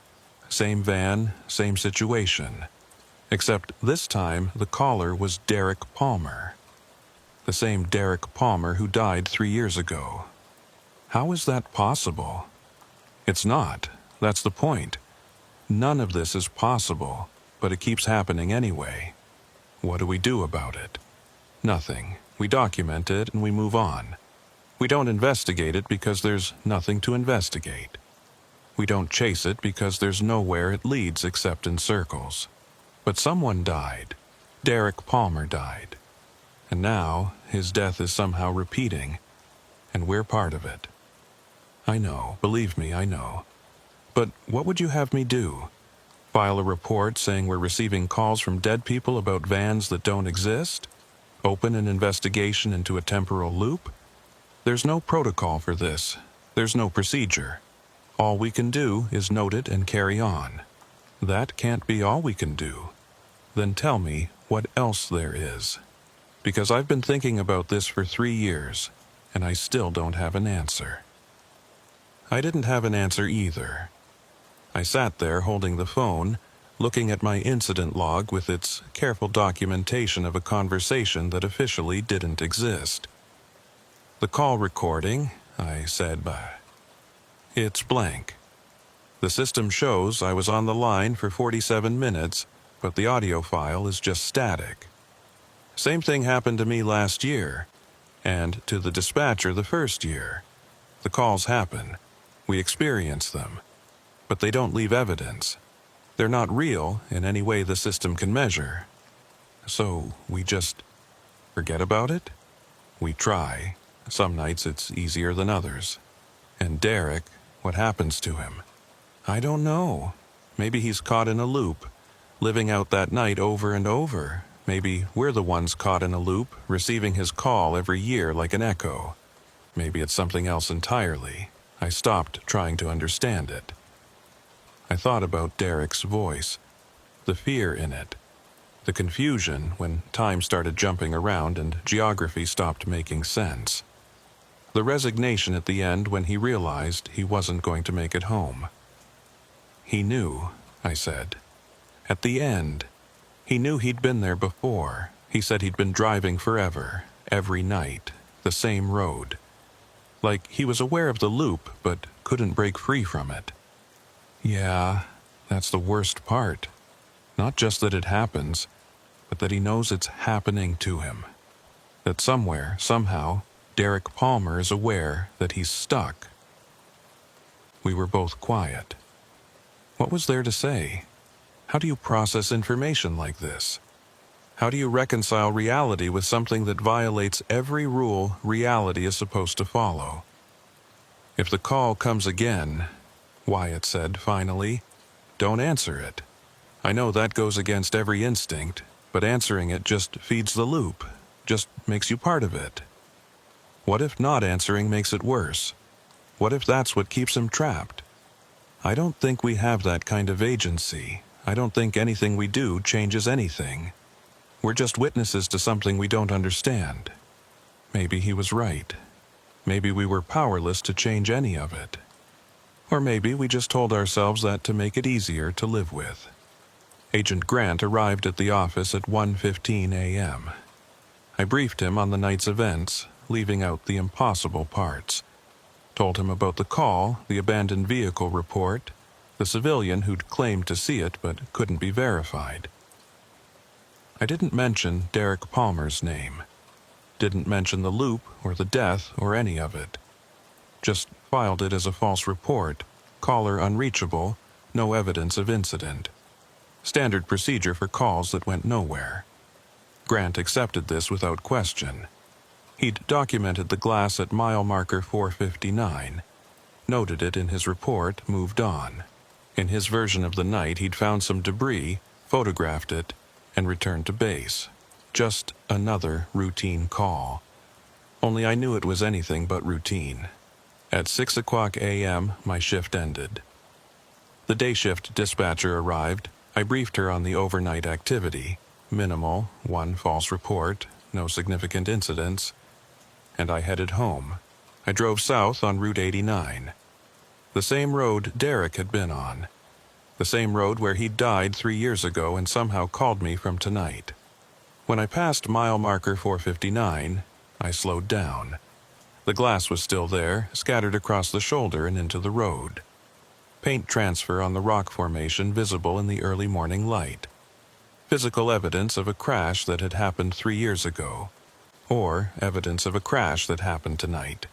In a version of tonight I'd witnessed but couldn't prove. I didn't stop. I drove past, continued home, tried to sleep. But sleep didn't come. I lay in bed, watching daylight grow stronger outside my window, thinking about Derek Palmer, trapped in an endless loop of the worst night of his life. Wondering if next year, someone else would get the call. Wondering if it would be me again. Wondering if there was anything I could have done differently that would have changed the outcome. The questions circled in my mind, but no answers came. At 2 p.m., I gave up on sleep and pulled out my laptop. Started searching for any similar incidents. Temporal loops, repeating events, calls from dead people. Anything that might explain what I'd experienced. I found nothing credible. Just paranormal conspiracy theories and creative fiction. Nothing that resembled official documentation or serious investigation. But then I thought about what Wyatt had said. About there being no protocol for this. No procedure. No way to officially investigate something that violated the rules of reality. Which meant, even if other agents had experienced similar things, there'd be no record of it. No filed reports, no documentation, just individual experiences, filed away in people's memories, never discussed because there was no framework for discussing them. I opened my incident log from last night and read through it. My careful notes about Derek's call, the abandoned van, the timeline of events. All of it accurate. All of it impossible to prove. If I submitted this report officially, what would happen? Best case, it would be filed as a false report and forgotten. Worst case, I'd be flagged for psychological evaluation. Either way, nothing would change. So I did what Wyatt had advised. I documented it for my own records, noted the date and time and circumstances, and then I closed the file. Moved on. Tried to forget. But I couldn't forget Derek's voice. The fear. The confusion. The realization at the end. I've been driving forever. That's what he'd said. Like he was aware of the loop, but powerless to escape it. Somewhere in whatever strange space existed between the real Route 89 and the version Derek was trapped in, he was still driving. Still looking for a way home that he'd never find. And once a year, someone would get his call for help. Someone would try to help him, and someone would fail, just like I had. I thought about the white van, the thing that seemed to be at the center of all this, appearing in surveillance footage in impossible ways, appearing on Route 89 on September 18th, following Derek, waiting for him. What was it? A vehicle? A manifestation of something? A marker of some kind of boundary between normal space and wherever Derek was trapped? I didn't know, and I realized I probably never would. Some things didn't have explanations, or the explanations existed in spaces we couldn't access, using logic we couldn't understand. All I could do was what Wyatt had advised: note it, document it privately, carry on, and hope that next year, when September 18th came around again, someone else would get the call. Someone who might do better than I had. Someone who might find a way to break the loop. Because I hadn't. I'd tried, and I'd failed, and Derek Palmer was still trapped somewhere on Route 89, driving through an endless night that would never reach morning. At 10 o'clock p.m., I started my next shift, returned to the dispatch desk, logged in, prepared for another night of monitoring calls and radio traffic. Line 7 stayed dark all night. No calls about abandoned vehicles. No calls from Derek Palmer. Just routine communications and standard procedures. At 6 a.m., I went home again and tried to sleep. And this time, sleep came.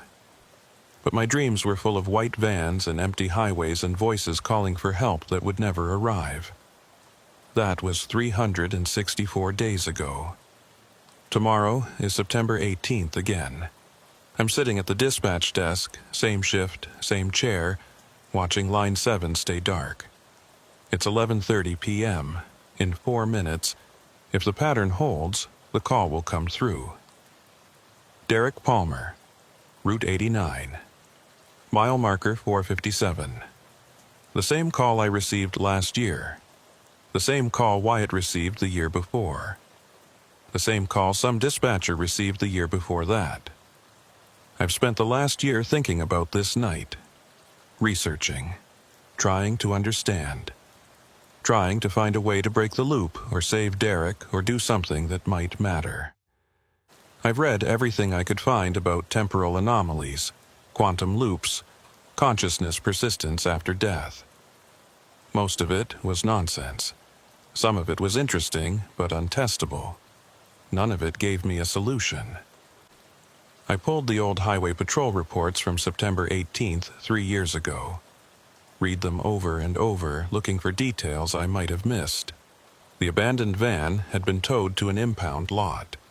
It had sat there for 30 days waiting for someone to claim it. When no one did, it had been sold at auction. I tracked down the buyer, a used car dealer in Phoenix. He'd resold the van to a contractor 2 months later. The contractor had used it for 6 months, then traded it in when he upgraded his fleet. The van had changed hands 3 more times over the next 2 years. I lost the trail after that. Too many unregistered sales. Too many cash transactions that left no paper trail. The van might still be out there somewhere. Or it might have been scrapped. Or it might have disappeared back into whatever strange space it came from. I didn't know. And I was starting to realize it didn't matter. The physical van was just a vehicle, in every sense of the word. The real phenomenon was something else, something that used the image of a van as a focal point or marker or interface. I also pulled Derek Palmer's personal records, talked to his family, his friends, his professors at NAU, built a picture of who he'd been. He'd been a good student, studying environmental science, wanted to work for the Park Service, had a girlfriend he'd been planning to propose to after graduation, played guitar in a local band, volunteered at an animal shelter. A normal person, good person, someone who'd been driving home from visiting a friend and had the bad luck to encounter something impossible on a dark stretch of highway. His family still grieved. 3 years later, they still left flowers at the crash site. still celebrated his birthday, still talked about him in present tense sometimes, forgetting he was gone. I couldn't tell them what I knew, couldn't explain that their son might be trapped in some kind of loop, experiencing his death over and over. That would be crueler than letting them believe he was simply gone. So I kept it to myself, documented everything in private files on my personal computer, built a case study that would never be submitted to anyone, and I waited for tonight. The clock changes to 11:34 p.m. Line 7 lights up. I stare at it, watch it ring, count the rings, 1, 2, 3. I've thought about this moment for a year, thought about what I would do if given another chance, whether I'd answer or let it ring, whether there was anything I could do differently that might change the outcome. 4, 5, 6. Wyatt told me not to answer, said answering just feeds the loop. But what if not answering is what keeps Derek trapped? What if he needs someone to answer, needs that connection to the real world to break free? 7. 8. I pick up the phone. FBI Flagstaff office, Agent Mason speaking. Static, wind. The same sounds as before. Then Derek's voice, young. Scared. Desperate. Need help. Route 89, mile marker. But this time, I don't follow the script. I don't ask him to clarify his location or explain the situation. Instead, I say something different. Derek Palmer. The static changes, like something has shifted in the connection. How do you know my name? Because we've had this conversation before, last year. This same night, this same time. Do you remember? I don't. What are you talking about? You called this number 1 year ago. You reported an abandoned white van on Route 89. I talked to you for 47 minutes. You told me you were driving home from Page. You told me about the van, about seeing someone walking in the desert. You told me you were scared. That's impossible. I've never called you before. I've never seen an abandoned van until tonight. I know it feels that way. But Derek, listen to me carefully. This night has happened before, multiple times. You're caught in a loop. Every year on September 18th, you drive this road. You see the van, you call for help, and you crash at mile marker 459. Do you understand what I'm telling you? Silence. Just breathing and static. You think I'm crazy. I think someone's playing a sick joke. How do you know my name? Who are you? My name is Cole Mason. I'm an FBI agent working night dispatch in Flagstaff, and I'm trying to help you. I'm trying to break the loop. There's no loop. I'm just driving home. I saw a weird van. I called to report it, and you're talking nonsense. I'm hanging up. Wait, don't hang up, please. Just listen. What time is it right now? My phone is dead. My car clock says 11:47. But it's not 11:47, it's after midnight. Your car clock is wrong. Your phone died because you're not in normal time anymore. Check your GPS. It's not updating properly, is it? A pause. I could hear him checking. It's frozen. It shows mile marker 457, but I've been driving for several minutes. Why isn't it updating? Because you're in the loop. You're stuck in a pocket of time that keeps repeating. And I'm trying to help you escape it. This is insane. I know, but think about it. Really think. Have you driven this road before? Does any of this feel familiar? I drive this road all the time. I go to Page to visit my friend Mason once or twice a month. I've driven it dozens of times. And has anything like this ever happened before? The abandoned van? The strange feelings? Time acting weird? No. Tonight is the first time I've seen anything unusual. But that doesn't prove anything. He was fighting it. Resisting the idea because accepting it meant accepting that he wasn't in control.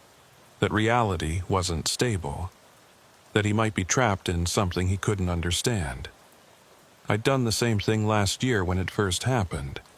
Looked for rational explanations, blamed equipment malfunction, caller confusion, anything except the impossible truth. Derek, I need you to trust me. Last year, I talked to you for 47 minutes. You told me about seeing the van, about seeing someone walking in the desert, about the van following you, about crashing at mile marker 459. And then the call started again from the beginning, like it was resetting. If that's true, why don't I remember? Why doesn't any of this feel familiar? I don't know.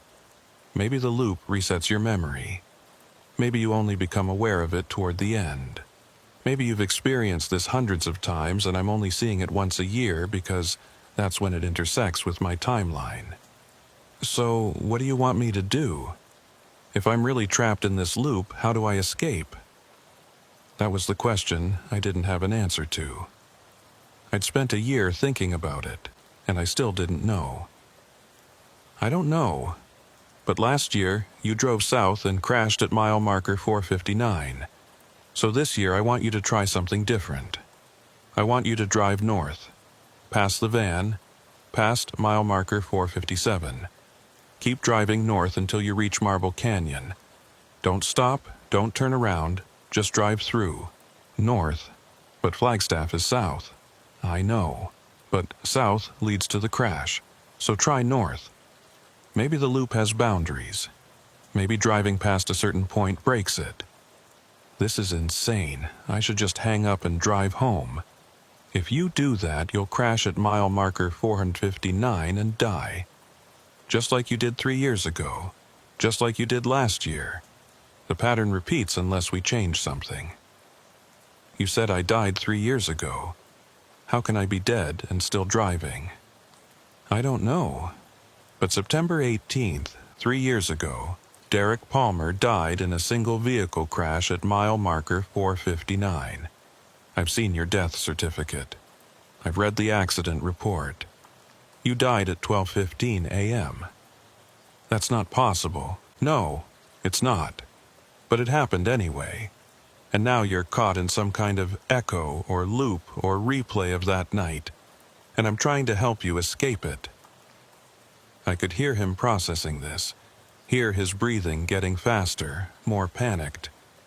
If I died, where am I now? Am I a ghost? Is that what you're saying? I don't know what you are. I don't know the rules of whatever space you're in. All I know is that you can call me, I can hear you, and somewhere you're driving a car on a road that exists in both your version of now and mine. And I want to help you find a way out. By driving north. Yes. What if that doesn't work? What if I just end up more lost? Then we try something else. But doing the same thing again will just lead to the same outcome. He was quiet for a long moment. I waited, giving him time to decide. Okay, he said finally. I'll try it. I'll drive north, but stay on the line with me. If this goes wrong, I want someone to know what happened. I'll stay on the line, I promise. I heard his transmission shift, heard his car accelerate. I'm driving north, I'm passing the van now. It's just sitting there with the engine running and the doors open just like I told you. Keep going, don't stop. I'm past it now. Mile marker 458 coming up, then 459. Mile marker 459. Where he crashed. I held my breath. I'm passing 459. There's glass on the road, like there was an accident here.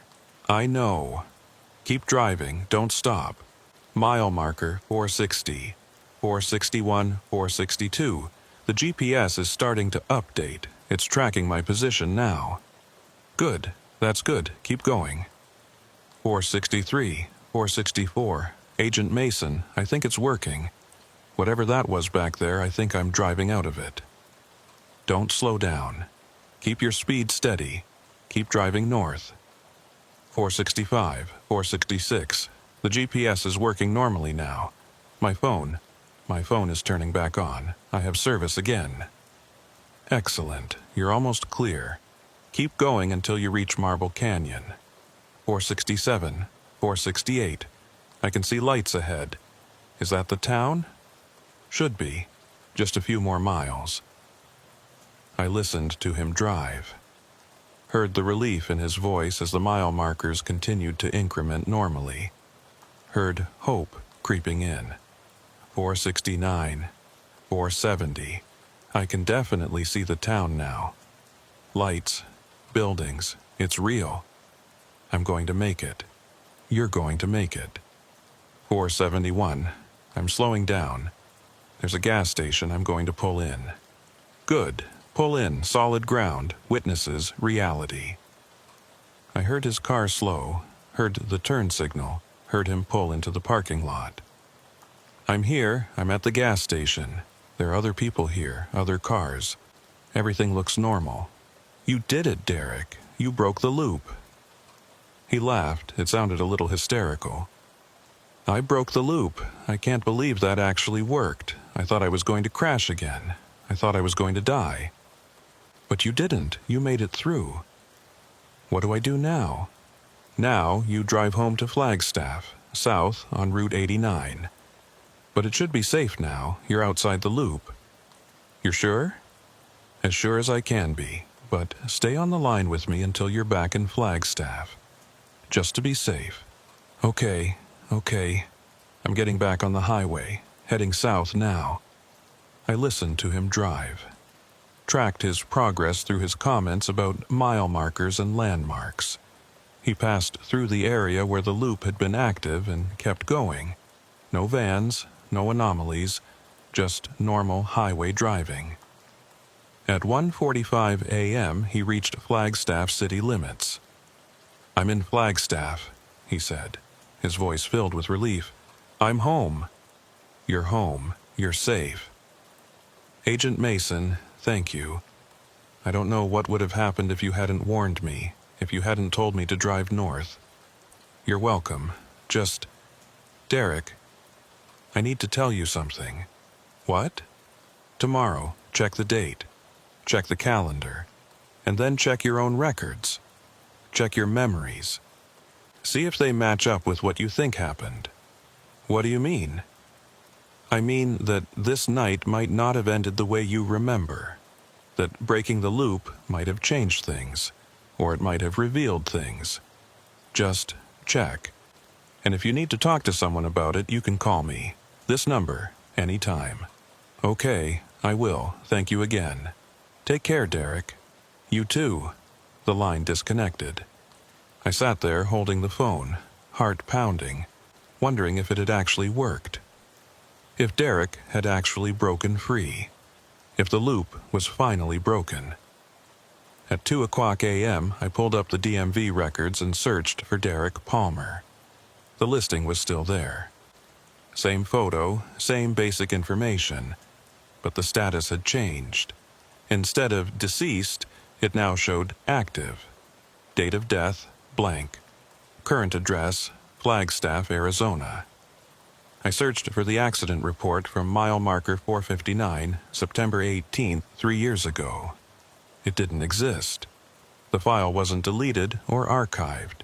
It had never been created. There had been no accident at mile marker 459 3 years ago. Derek Palmer hadn't died. Or he had, but breaking the loop had somehow erased that timeline and created a new one where he lived. I checked my incident logs from last year. The entry about Derek's call was still there in my private files. But the official system had no record of it.